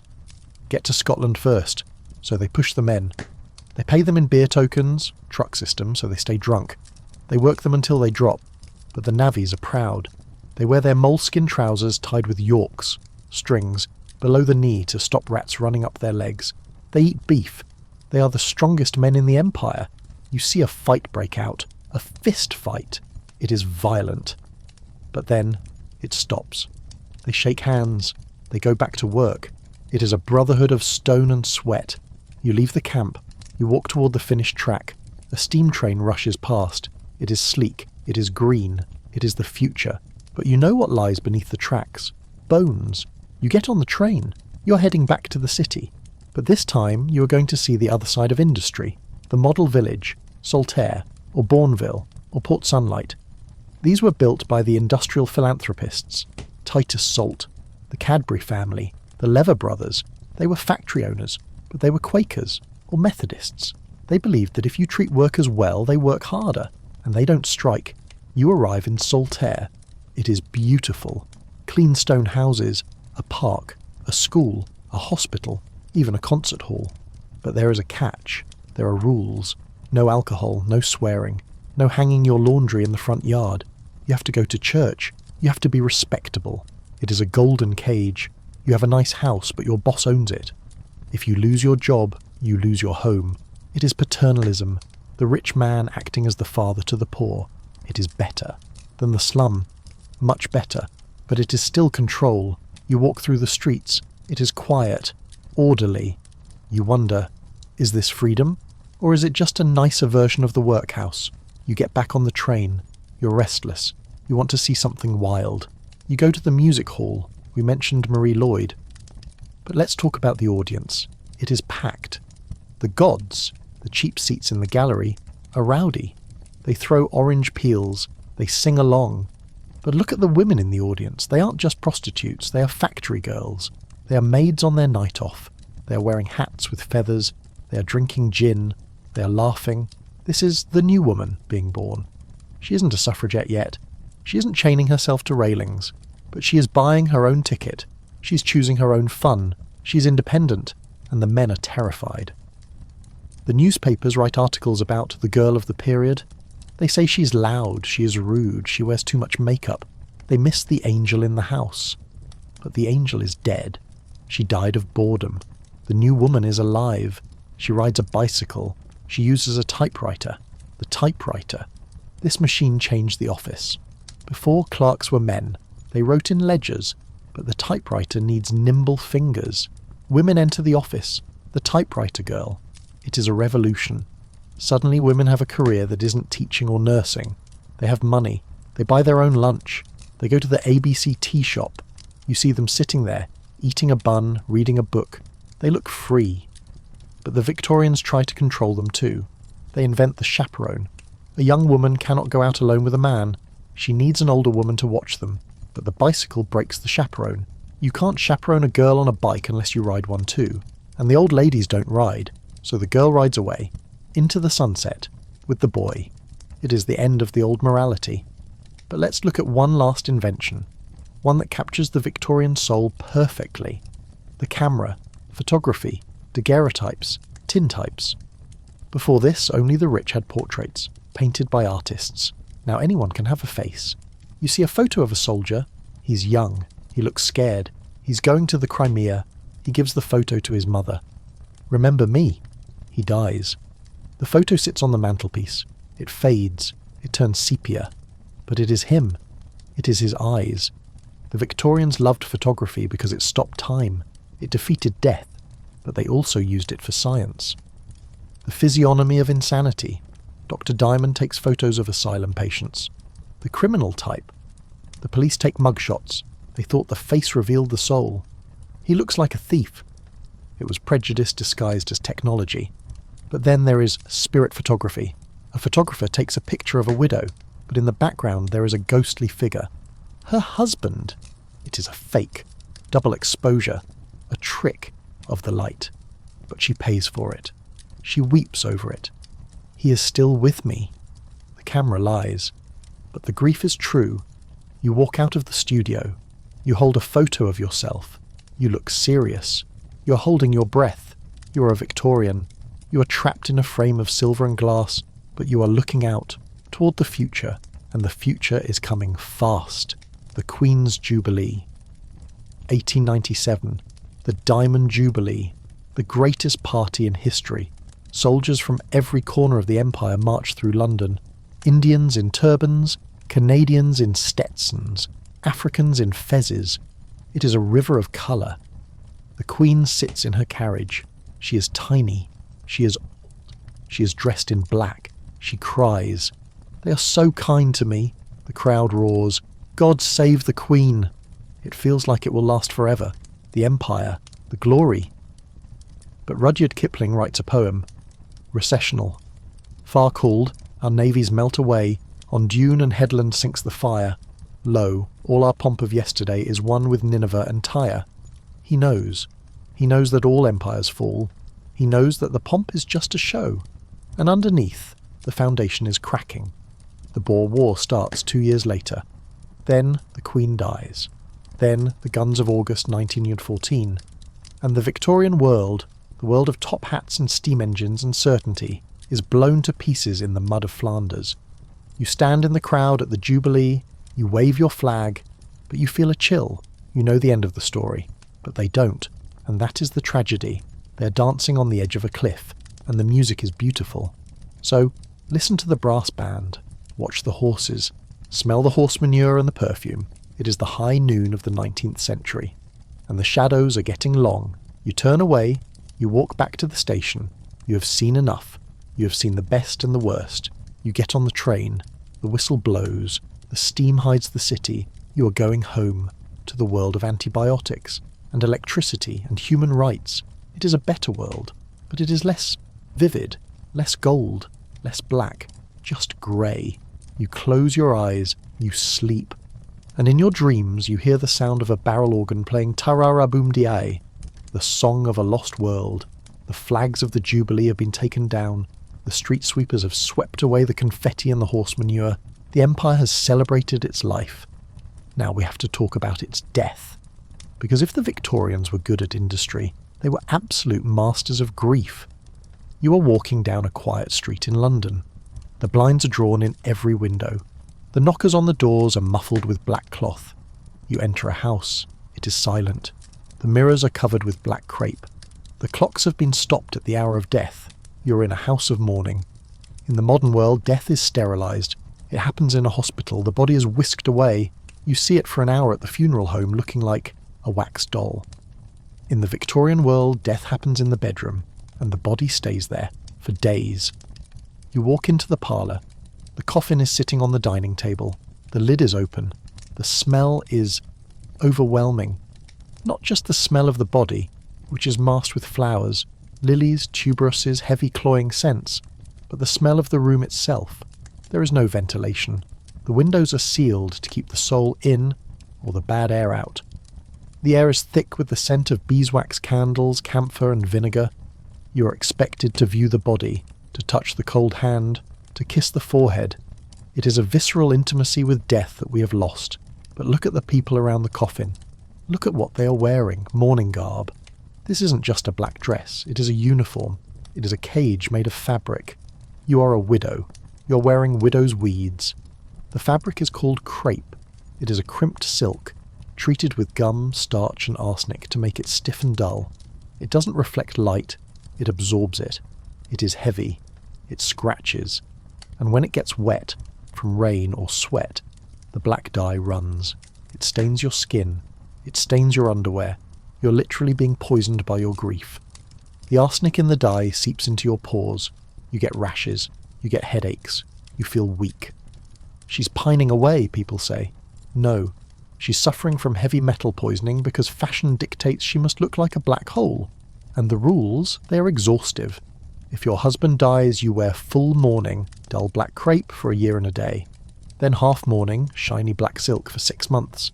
Then slight mourning and grey lavender or white for another 6 months. 2 years of your life, colour-coded by death. If you wear a bright ribbon too soon, scandal. You're a pariah. If your second cousin dies, 3 weeks of black. If your mother-in-law dies, 6 months. There are books you can buy. The etiquette of mourning. They list the exact number of days for every relative. It is an algorithm of sorrow, but grief is also a business. You walk out of the house, you see a shop. The London General Mourning Warehouse. It is a department store just for death. You can buy black parasols, black handkerchiefs, black stationery with a black border. The width of the border tells people how close the dead person was to you. You can buy jewellery, but not gold. Jet. Whitby. Jet. A fossilised wood that is polished until it shines like black glass. Or, if you are sentimental, hair jewellery. This is the most distinctly Victorian obsession. You take a lock of hair from the dead person, you weave it, you braid it into a bracelet, you coil it into a brooch, you put it inside a ring, you're wearing a piece of a corpse. To us, it is creepy. To them, it was beautiful. It was a way to keep the person close, to touch them. But let's follow the coffin. It is time for the funeral. In the Victorian era, a funeral is not a private family moment. It is a public performance of wealth. You hire mutes. These are professional mourners, men dressed in black, holding staffs draped in black cloth. They stand at your front door looking sad. They don't speak, hence the name. The more mutes you hire, the richer you look. You hire plumes. Ostrich feathers dyed black, attached to the heads of the horses pulling the hearse. 2 horses? Respectable. 4 horses? Wealthy. 6 horses? Aristocratic. The procession moves through the streets. It is slow, it blocks traffic. Everyone stops. Everyone takes off their hat. But where are they going? The churchyards are full. London has been burying people in the same small patches of ground for 1,000 years. The ground level in some churchyards is 6 feet higher than the street, because it is packed with bones. The smell is horrific. Gases bubble up from the ground. Coffin liquor leaks into the water supply, so the Victorians invent something new. The Garden Cemetery, Highgate, Kensal Green, Nunhead. These aren't graveyards. They are parks for the dead. They are beautiful. Winding paths, Egyptian obelisks, Gothic crypts, trees imported from Lebanon. You go there on a Sunday, you bring a picnic, you sit on your grandfather's grave and eat a sandwich. It is the Victorian way of taming death. You turn it into a landscape painting. But getting the body there is a problem. The cemeteries are outside the city. So they build a train, the London Necropolis Railway. You go to Waterloo Station. There is a special entrance. You buy a ticket. 1 for you, 1 for the coffin. First class for the rich mourners, 3rd class for the poor. Even the coffins have classes. The train runs to Brookwood Cemetery in Surrey. It is the biggest cemetery in the world. Imagine sitting on a train. The carriage is silent. Everyone is wearing black crepe. In the cargo car behind you, there are 50 bodies. The whistle blows. The steam rises. You ride into the countryside with the dead. It is industrial efficiency applied to the grave. But once the coffin is in the ground, is it safe? You're standing by the open grave. You see the sexton shoveling dirt, but you're worried. Not about ghosts, about doctors. We talked about the resurrection men, the body snatchers. By the 1850s, the anatomy actors mostly stopped them, but the fear remains, so you buy a mort safe. This is a heavy iron cage that goes over the coffin, or a concrete slab, or an iron fence around the grave. You're locking your loved one in, to protect them from science. But there is a fear even greater than body snatchers: premature burial. The Victorians are obsessed with this. Edgar Allan Poe writes stories about it. Newspapers report miracle cases where a corpse sits up in the coffin. Doctors aren't very good at determining death. A coma, a trance, a faint. So you buy a safety coffin. This is a patented device. A tube runs from the coffin up to the surface. Inside the tube is a rope. The rope is tied to the dead person's finger. Above ground, the rope is attached to a bell. If you wake up in the dark, 6 feet under, you pull the string. Ding, ding, ding. The night watchman hears the bell. He comes with a shovel. He saves you. Hence the phrase, saved by the bell. Probably a myth, but the coffins were real. Or dead ringer. Imagine walking through a cemetery at night. The wind blows. A branch hits a bell. Ding. Do you dig, or do you run? But let's go back to the home. The funeral is over. The guests have eaten the funeral biscuits, wrapped in black paper with a poem inside. You are alone. You look at the mantelpiece. There is a photograph, but it isn't a picture of a living person. It is a post-mortem photograph. Photography is new. It is expensive. Most people never have their picture taken while they are alive. But when a child dies, or a father, this is the last chance. You call the photographer. He comes to the house. He sets up the camera. He poses the body. If it is a child, he puts them in a crib, looking like they are asleep, or he props them up with hidden stands. He paints eyes on their closed eyelids so they look awake. The family gathers around the corpse. The mother holds the dead baby's hand. The father stands behind the chair. Hold still, the photographer says.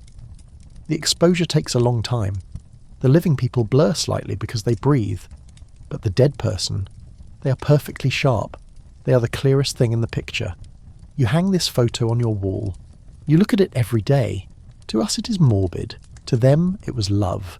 It was proof that this person existed, that they were part of the family. But grief has a cost, and not just emotional. Spiritualism. You are a widow. You miss your husband. You would give anything to talk to him one last time. You hear about a medium, a woman who can talk to the other side. You go to a séance. The room is dark. You sit around a round table. You hold hands. The medium goes into a trance. The table shakes. There is a knocking sound. Rap, rap, rap. Is there a spirit present? A voice comes from the corner. It sounds like your husband. I am happy, it says. It is beautiful here. You weep. You pay the medium. You go home comforted. Was it real? Or was the medium cracking her toe joints to make the rapping sound? Was she using a hidden tube to project her voice? Harry Houdini spent his life debunking these frauds. But in the Victorian era, even smart people believed. Sir Arthur Conan Doyle, the man who invented Sherlock Holmes, the most logical character in fiction, believed in fairies and ghosts. Why? Because the death rate was so high. Because everyone had lost a child. Because the grief was so heavy that people needed magic to survive it. They needed to believe that the dead weren't gone, that they were just in the next room waiting. You. Leave the séance. You walk out into the London fog. The gas lamps are haloed in mist. The shadows are long. You see a hearse rattling over the cobbles, the black plumes of the horses nodding. You realise that Victorian London is a city of two populations, the living and the dead, and they live right on top of each other. You pass a flower seller. She's selling violets. Penny a bunch. You buy one. You pin it to your coat. A spot of colour in a black world. You walk toward the river, the Thames. It is black and silent. It flows out to the sea. You think about the Bridge of Sighs, Waterloo Bridge, the place where the desperate go, the found drowned. Every morning the river police patrol the water. They find bodies, the unfortunates, women who fell from grace, men who lost their fortunes. They are fished out. They are taken to the dead house. It is a grim reality. The river is the final exit. But you're still walking. You're still fighting. You turn away from the water. You head back toward the lights of the Strand. You want noise. You want life. You want to see the new invention that everyone is talking about. The electric light. It is coming. The first bulbs are being installed. The arc lamps on the embankment. They buzz. They sputter. But they cast a light that is harsh, blue, and terrifyingly bright. It chases away the shadows. It chases away the ghosts. You stand under the electric light. You look at your hands. They look pale, unnatural. The Victorian night is ending. The modern day is breaking. But the ghosts? They don't leave. They just move into the electric shadows. We're going to talk about the final transformation. How the Victorians took their obsession with death and turned it into science. Forensics. Jack the Ripper. The birth of the detective. When we stop asking the medium who killed him and start asking the body, because the dead do speak, you just have to know how to listen. You're standing in an alleyway in Whitechapel. It is 1888. The fog is so thick you can't see your own feet. The gas lamp at the end of the street is just a pale yellow smudge in the dark. You hear a whistle, a shrill, piercing sound that cuts through the damp air. It is a police whistle. In the modern world, a siren means help is coming in minutes. In Victorian London, a whistle means a constable is blowing into a piece of metal and hoping someone nearby isn't too drunk to hear him. You walk toward the sound. A crowd has gathered. This is the first problem with Victorian crime scenes. There is no yellow tape. There are no forensic tents. There is just a mob of curious, horrified people trampling all over the evidence. A policeman, a bobby, is standing over something on the ground. He's waving his truncheon, telling people to move back, but they don't. They press closer. They want to see. This is the reality of the autumn of terror. Jack the Ripper is loose. But we aren't here to look at the victim. We're here to look at the investigation, or the lack of it.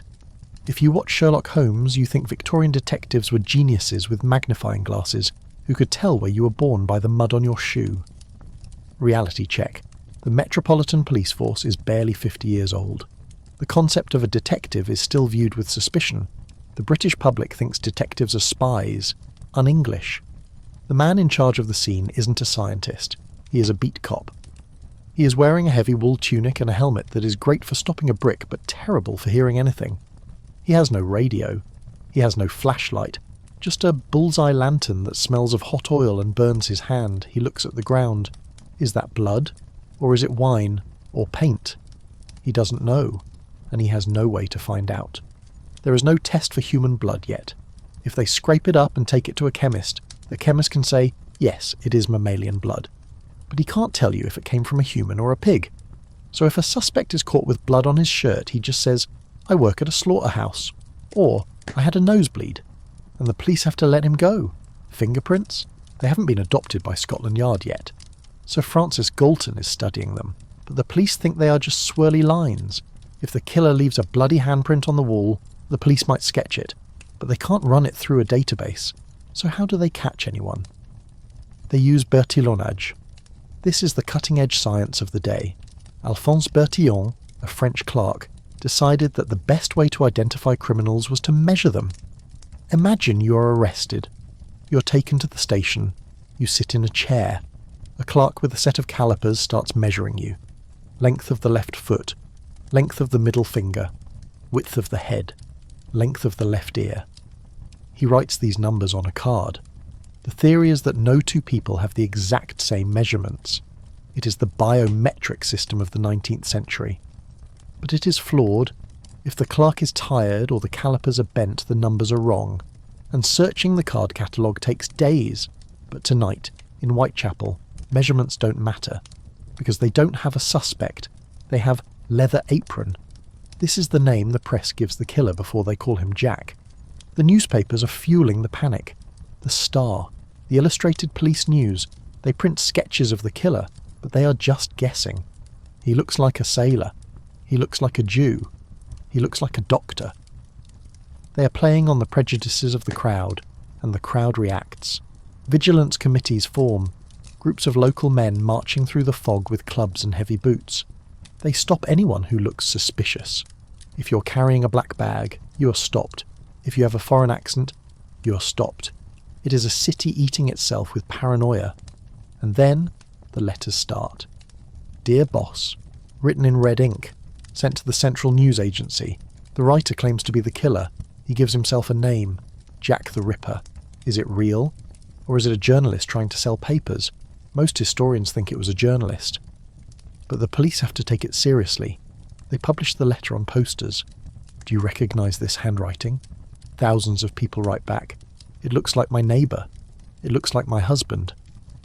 Scotland Yard drowns in paper. They have no computers to sort the tips. Just men in a smoky room, reading letters until their eyes bleed. They try something desperate. They try using bloodhounds. They bring dogs to London, Barnaby and Burgo. They test them in the parks. The Commissioner of Police plays the criminal and runs away. The dogs find him. Success. But then the dogs get lost in the London fog. They run away. The police have to launch a manhunt for the dogs. It is a farce. The public laughs. But they are also terrified, because the killer is invisible. He vanishes into the rookeries, the slums we talked about. The police are afraid to go into the rookeries at night. It is a maze of tunnels connecting attics and cellars. A man can enter a house on one street and come out 3 blocks away. You're standing at the crime scene. The body has been taken away on a handcart, a police ambulance, which is basically a stretcher on wheels. A policeman brings a bucket of water. He washes the blood off the cobblestones. Wait, he washes it away? Yes. They didn't preserve the scene. They wanted to clean up the mess before the morning commute. In one famous case, a message was found written in chalk on a wall near a crime scene. The Goulston Street graffito. It might have been the only clue left by the Ripper. But the police commissioner ordered it erased. Why? Because he was afraid it would cause a riot against the Jewish population. The message was anti-Semitic. He prioritised public order over evidence. So, a constable spit on a sponge and wiped the words away before a photographer could get there? That is the reality of Victorian investigation. It is a series of lost opportunities. But let's step back from the Ripper. Let's look at a crime you can solve. Poison. We talked about arsenic in the wallpaper, but what about arsenic in the tea? Poisoning is the golden age crime. It is cheap. It is easy. You can buy arsenic at the chemist to kill rats. You just have to sign a book. What is this for, madam? Rats. Very good. Sign here. She goes home. She puts it in her husband's porridge. He gets sick. Vomiting. Stomach pain. The doctor comes. Gastritis, he says. Summer cholera. The husband dies. She collects the insurance. It is the perfect crime, until the Marsh test. James Marsh, a chemist, invents a machine. A glass apparatus that looks like a mad scientist's bong. He takes a sample of the victim's stomach contents. He mixes it with acid and zinc. If there is arsenic, it creates a gas. He heats the gas. It leaves a shiny metallic mirror on the glass. Arsenic. It is foolproof. It is visible.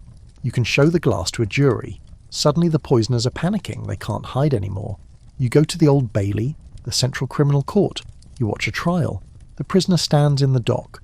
There is a mirror above him, angled so the judge can see his hands. Why? To see if he is trembling. To see if he looks guilty. They believe in criminal anthropology. Cesare Lombroso, an Italian criminologist. The Victorians loved him.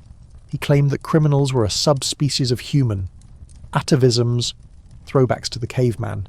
He said you could spot a criminal by his face. Large jaws, murderer, shifty eyes, thief, big ears, fraudster. The police actually used this. They looked at people and decided, he has a criminal skull. It is pseudoscience. It is racism wrapped in a lab coat, but it sent thousands of people to prison. And the prison? We have to go there, Newgate or Pentonville. The Victorian prison is not a dungeon. It is a machine for crushing the soul. They believe in the separate system. You are a prisoner. You are put in a cell. You are forbidden to speak to anyone, ever. When you leave your cell, you wear a mask, a beak mask. It looks like a plague doctor's mask, but made of brown cloth. It has eye holes and a flap for your mouth. Why? So you cannot see the faces of the other prisoners, so you cannot recognise them when you get out. You sit in the chapel. You're in a wooden box. You can only see the priest. You cannot see the man next to you. It is designed to make you reflect on your sins. Instead, it drives men insane. The silence is absolute. And the work? The treadmill. It is a giant wheel with steps. You stand on it. You climb. But you never go anywhere. The wheel turns. You climb. Sometimes the wheel grinds grain. Sometimes it does nothing. It just turns a fan to create wind resistance. Grinding the wind. You climb 8,000 feet a day. Vertical. Or you pick oakum. You sit in your cell with a piece of old rope. It is covered in tar. It is hard as a rock. You have to unpick it, strand by strand, until it is fluffy tow, used for caulking ships. Your fingers bleed. Your nails break. You have to produce 3 pounds a day. If you don't, bread and water diet. This is the hard labour of the Victorian sentence. It isn't about productivity. It is about pain. It is about breaking the will. You leave the prison. You walk past the hanging shed. Public executions ended in 1868. Now they hang people inside the walls, but the crowd still gather outside when the black flag goes up. They wait for the notice on the door. Justice has been done. You walk away. You feel the weight of the law. It is a heavy, blunt instrument. It catches the clumsy, the poor, and the unlucky. But the clever ones, the ones who wear silk and steal millions, they are in the city, the financial district. We're going to talk about the white-collar crime, the swindlers, the bubble companies. You can steal more money with a pen than with a gun. But before we get there, we have to survive the night in Whitechapel, because the fog is getting thicker, and you hear footsteps behind you. Is it Jack? Or is it just a crossing sweeper going home? You don't wait to find out. You run. You run toward the light of the main road, toward the omnibuses and the noise. You realise that safety is an illusion. The policeman with the whistle is miles away. You are on your own, and that is the true horror of the Victorian city. You are surrounded by millions of people, but you are utterly, completely alone. You are leaving the East End. You leave the whistle of the policeman and the shadow of the Ripper behind you. You walk west. The air changes. The smell of frying fish and open sewers fades, replaced by the scent of coal smoke, hot wax and money. You are in the city, the financial heart of the empire. Here the streets are paved. The buildings are stone, banks that look like temples to a god you don't worship but definitely obey. Men in top hats and frock coats rush past you, clutching leather portfolios. They don't look at you. They are looking at their pocket watches. Time is money. You are a clerk. We think of the Victorian clerk as Bob Cratchit, shivering on a high stool, warming his hands over a candle, and that is exactly what you are. You work in a counting house. You sit on a stool that has no back support. You spend 12 hours a day copying numbers into a ledger. There are no typewriters. There are no photocopiers. There is only you, a steel-nibbed pen, and a pot of ink. If you make a mistake, you can't hit delete. You have to scrape the parchment with a knife. If you make too many mistakes, you're fired. And writer's cramp isn't a figure of speech. It is a disability. Your hand curls into a claw. You lose the ability to grip. You're pen palsied, but you keep writing because you want to be one of the men in the top hats, the investors. Victorian London is in the grip of a mania. Speculation. The railway mania of the 1840s. Everyone is buying shares. You see advertisements in the paper. The Great Northern Line. The direct London to York. You put your savings into it. You borrow money. You buy scrip. Shares in a company that hasn't laid a single rail. It is a bubble. The company directors are projectors, con men. They hold a meeting in a fancy hotel, show you a map with lines drawn on it, take your money and then disappear to France. Or they build the railway, but it goes nowhere. A line from a village of 50 people to a bog. The bubble bursts. You lose everything. Your savings, your reputation. And now you face the Victorian nightmare. Not the workhouse, not the gallows, the debtor's prison, the Marshalsea, or the Fleet. This is the most absurd institution in history. You owe money. So they lock you up so you cannot work to earn the money to pay the debt. But it isn't a dungeon. It is a weird walled town. You walk through the gates. You see families. Yes, families. If a man goes to debtor's prison, his wife and children often go with him because they have nowhere else to live. You rent your room in prison. You pay the jailer for a bed. You pay him for food. You pay him for beer. If you have money, from friends or charity, you can live quite well. You can play rackets, a version of squash, in the courtyard. You can drink in the prison taproom. But if you have no money, you're put in the poor side. You beg through a grate in the wall. Pity the poor debtors. You shake a tin cup at passers-by. You stay there until the debt is paid, or until you die. Some people spend 40 years in the Fleet. They grow up, get married, and die without ever stepping outside the wall. It is a society of ghosts, suspended in legal amber. Charles Dickens' father was here. The trauma of visiting him shaped every book Dickens ever wrote. The fear of debt is the engine of the Victorian novel. But let's say you are lucky. You didn't invest in the fake railway. You kept your job. You rose through the ranks. You are now middle class. This is the new tribe. You aren't a noble. You work for a living. You aren't poor. You have servants. You buy a house in the suburbs, Camberwell or Islington. It is a villa, a brick house with a garden and a gate. You think you have reached safety. You think this is the sanctuary. The angel in the house. That is the ideal. The home is a fortress against the chaos of the city. The wife makes it a paradise of calm. But walk inside. The first thing you notice is the clutter. Victorians hate empty space. It is called horror vacui, fear of emptiness. Every inch of the room is covered. Heavy velvet curtains to block the sun and the fading of the carpet. Tables covered in lace cloths. Shelves packed with china figurines. Stuffed birds under glass domes and ferns. It is claustrophobic. It is a dust trap. And the cleaning? You don't do it. You hire a maid-of-all-work. She's a teenage girl, usually from the workhouse. She's the bottom of the domestic hierarchy. She wakes up at 5 YGM. She has to black the grates. The fireplaces are made of cast iron. They have to be polished with black lead, graphite, every morning until they shine. It is messy, dirty work. Then she has to whiten the steps. The front steps of your house must be pristine. She scrubs them with a donkey stone, a block of sandstone. If the steps are dirty, the neighbours gossip. She's letting standards slip.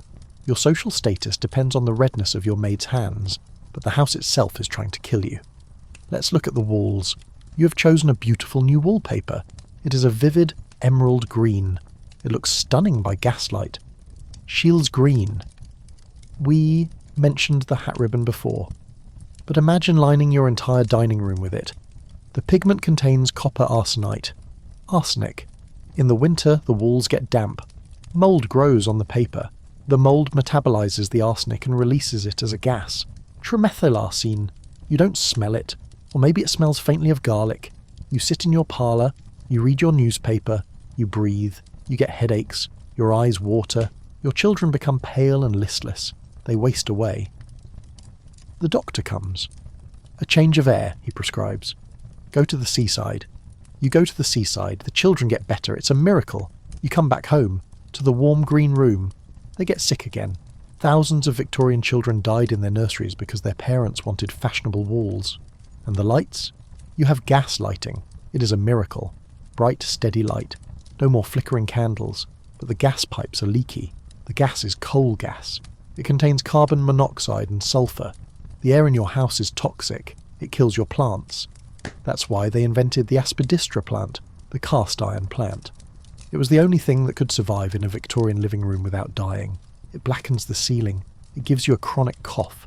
And sometimes it explodes. A leak in the basement. A maid goes down with a candle. Boom. The whole villa is gone. But you survive the wallpaper and the gas. You sit down to dinner. You are the patriarch, the father. You are the king of this tiny castle. Your word is law. But you are also terrified. You are terrified of falling. The middle class is precarious. If you lose your job, you don't go back to being a clerk.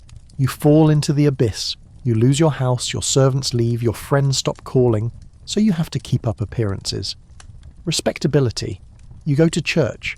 You carry a gold watch, even if it's pawned. You wear a stiff collar, and you hide your secrets. Maybe you have a shadow family, a mistress in another part of town. It is surprisingly common. You support 2 households. The strain is immense. Or maybe your secret is in the attic. The madwoman in the attic isn't just a literary trope from Jane Eyre. Mental illness was hidden. If your daughter has epilepsy or hysteria or depression, you don't send her to the asylum. The asylum is for the poor. It is a hellhole. So you lock her in an upstairs room. You hire a nurse to watch her. You tell the neighbours she has gone to visit an aunt in the country. She lives above your head, pacing the floorboards. You hear her at night, a secret shame that you feed with trays of food left by the door. But let's look at the other woman in the house, the one who isn't a servant and isn't family. The governess. She teaches your children. She speaks French. She plays the piano. She is a lady, but she is poor. She is in social limbo. She cannot eat with the servants. She is too high-born. She cannot eat with the family. She is an employee. So she eats alone in the schoolroom. She's the most lonely person in the Victorian world. She sees your children more than you do. She raises them. But when they grow up, they will treat her like a stranger. She reads novels. She dreams of a moody duke who will sweep her away, hence the popularity of Jane Eyre. But usually she just grows old. She saves her pennies, and when her eyes fail and she can't teach anymore, she ends up in a distressed gentlewomen's home, a charity ward for women who are too polite to beg. You finish your dinner, the maid clears the table, you retire to the smoking room, you light a cigar, you pour a brandy, you look at your curiosities. The Victorian home is a museum. You have a cabinet of curiosities, a piece of coral, a stuffed hummingbird, a shrunken head from the Amazon. Maybe. The Empire is in your living room, but there is a knock at the door. It is late. Who could it be? A messenger, a telegram, the electric telegraph, the Victorian internet. It has connected the world. A message from India takes hours, not months. You open the yellow envelope. Your hands tremble. Telegrams usually mean bad news. Market crash. Or uncle died. It is news from the city. The bank where you keep your savings has suspended payment. The panic hits you. The facade of the villa, the servants, the green wallpaper, it is all about to dissolve. You realise that respectability is a thin coat of paint over a rotting structure. But for tonight, the gaslight is still on. The fire is still burning, thanks to the maid. You pour another brandy. You stare at the stuffed hummingbird. You wonder if it was happier in the jungle. But you can't go to the jungle. You have to go to work tomorrow, because the machine never stops, and neither can you. But what happens when the machine breaks? We are going to talk about the disasters, the train crashes, the bridge collapses, the moment when the technology outpaces the safety. We are going to look at the Tay Bridge disaster, when a train full of people fell into the sea because the iron was bad, and the Princess Alice disaster, when a pleasure boat crashed into a sewage ship on the Thames. Because in the Victorian era, even a day trip can end in a mass grave. You are standing on a platform at London Bridge Station. It is a cathedral of steam and iron. The roof soars above you, a lattice of glass and steel, filled with the hiss of locomotives and the shouting of porters. You are going on a trip, a holiday. The day trip is a new invention. Before the railways, only the rich travelled. The poor lived and died within 5 miles of their birthplace. But now, a ticket to Brighton costs a few shillings. You can see the sea. You board the train. It is a third-class carriage. It is essentially a wooden box with benches. There are no windows, just open slats. The smoke from the engine blows in, filling the carriage with soot. You will arrive at the beach looking like a chimney sweep, but you don't care.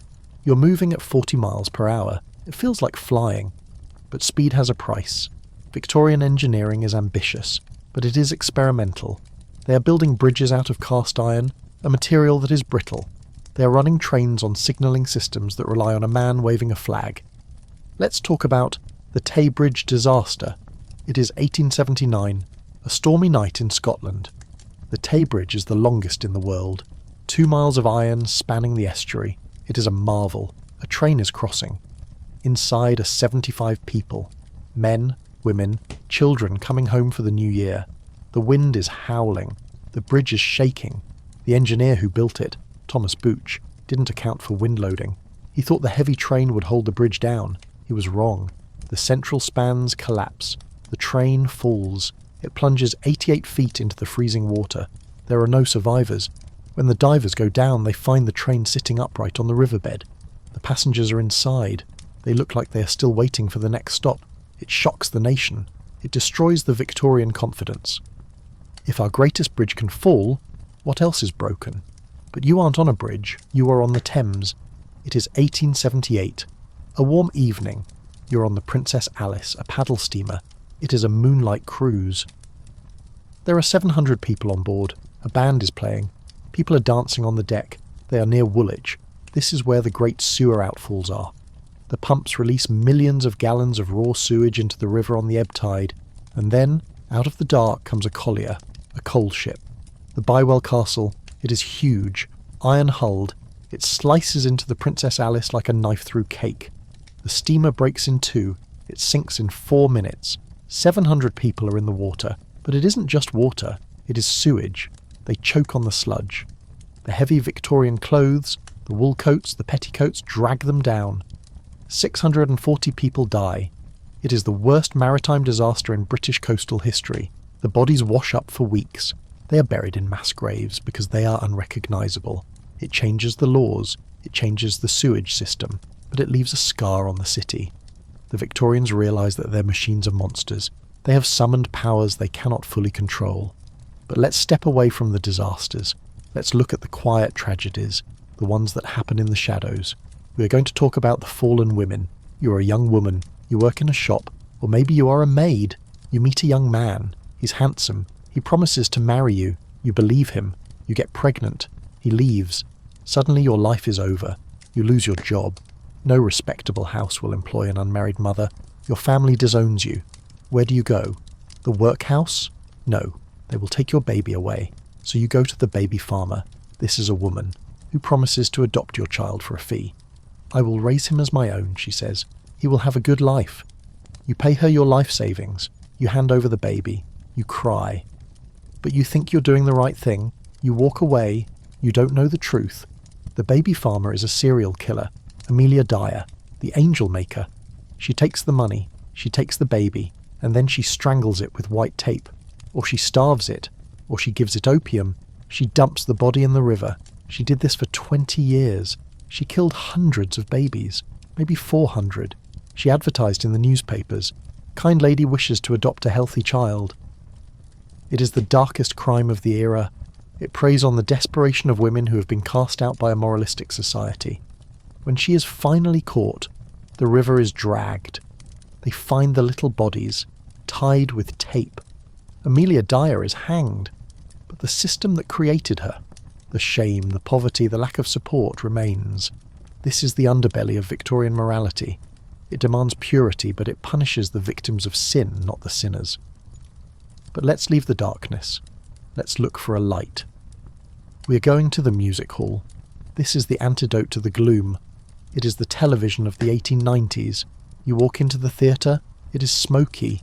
It smells of beer and oranges. The crowd is rowdy. They're shouting at the stage. The chairman sits at a table in front, banging a gavel. Ladies and gentlemen, I give you the incomparable Marie Lloyd. She comes out. She sings songs that are funny, rude, and full of double entendres. A little of what you fancy does you good, the crowd roars.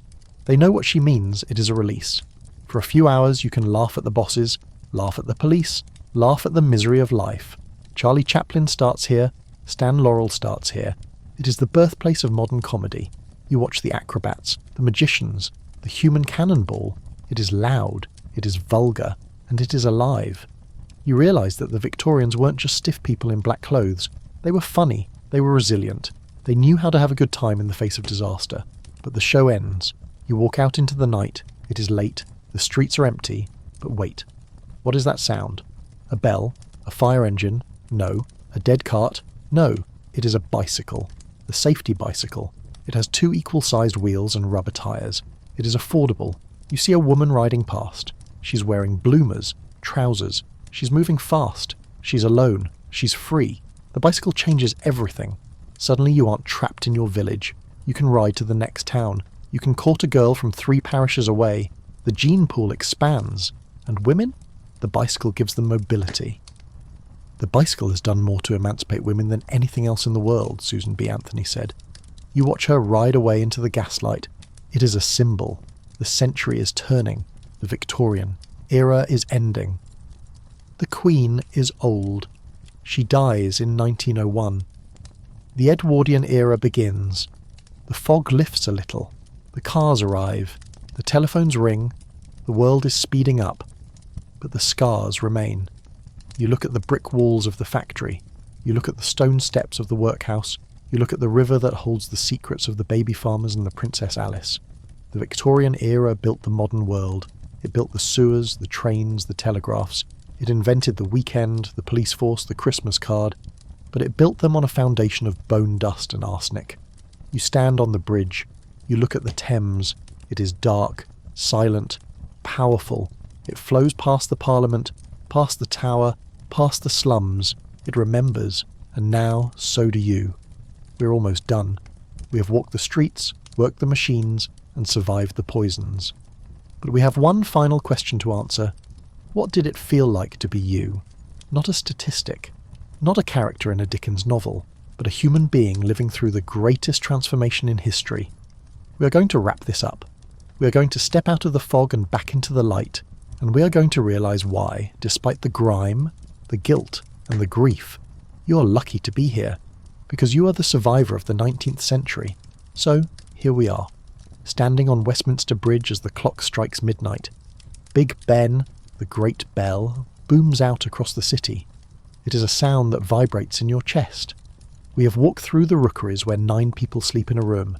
We have choked on the fog of the match factory. We have seen the glistening arsenic wallpaper and the alum-filled bread. We have watched the angel maker take the money and the baby. And now we have to ask, why are we obsessed with the Victorians? Why do we dress up in steampunk goggles? Why do we love Sherlock Holmes? Why do we romanticize the era of top hats and corsets? Because we see ourselves in them. The Victorians were the first modern people. They faced the same problems we face today, but for the first time. Rapid technological change? Check. The telegraph and the train changed their world faster than the internet changed ours. Urbanization? Check. They moved from the farm to the megacity in a single generation. Pollution? Check. They invented smog. Social inequality? Check. The gap between the factory owner and the factory worker was a chasm. They were trying to figure it out. They were building the plane while flying it, and they made mistakes. Terrible, tragic mistakes. They poisoned their children with wallpaper. They sent climbers up chimneys. They built bridges that fell down, but they also fixed things. They built the sewers that stopped the cholera. They passed the factory acts that got the kids out of the mines. They invented the concept of public health. They were resilient. They were inventive. They were stubborn. But let's step away from the history book. Let's step back into your skin. I want you to leave 1888. Open your eyes or keep them closed. But feel the bed you are lying in. It isn't a straw mattress shared with strangers. It is yours. It is clean. It doesn't smell of night soil. Take a deep breath. The air in your room is filtered. It doesn't taste of sulphur. It doesn't carry the miasma. Turn on the light. It isn't a hissing gas jet that might explode. It isn't a rushlight made of animal fat. It is safe, steady electricity. Go to the kitchen. Open the fridge. The milk is cold. It hasn't been watered down with chalk. The bread is soft. It doesn't contain bone dust. The meat is fresh. It hasn't been painted with red lead. You are living in a miracle. Every comfort you have, the safety regulations, the clean water, the labour laws, was fought for by the people we just visited. The match girls who went on strike, the doctors who track the cholera pump, the journalists who exposed the workhouse scandals. They suffered so you could be safe. You are the beneficiary of their struggle. So tonight, as you drift off to sleep, let the fog clear. Let the gas lamps fade. Let the clatter of the horse hooves on cobblestones turn into the quiet hum of the modern night. You don't have to worry about the chimney sweep getting stuck. You don't have to worry about the arsenic in your green shirt. You don't have to worry about Jack waiting in the alley. You are safe. You are warm. You are fed. The Victorian world is gone. Its shadows have been chased away by the electric light. Its ghosts are just stories now. But the spirit remains. The drive to build, to improve, to survive. You carry that with you. So rest now. The factory whistle won't blow at dawn. The crossing sweeper has gone home. The city is finally truly asleep. And so are you. Good night.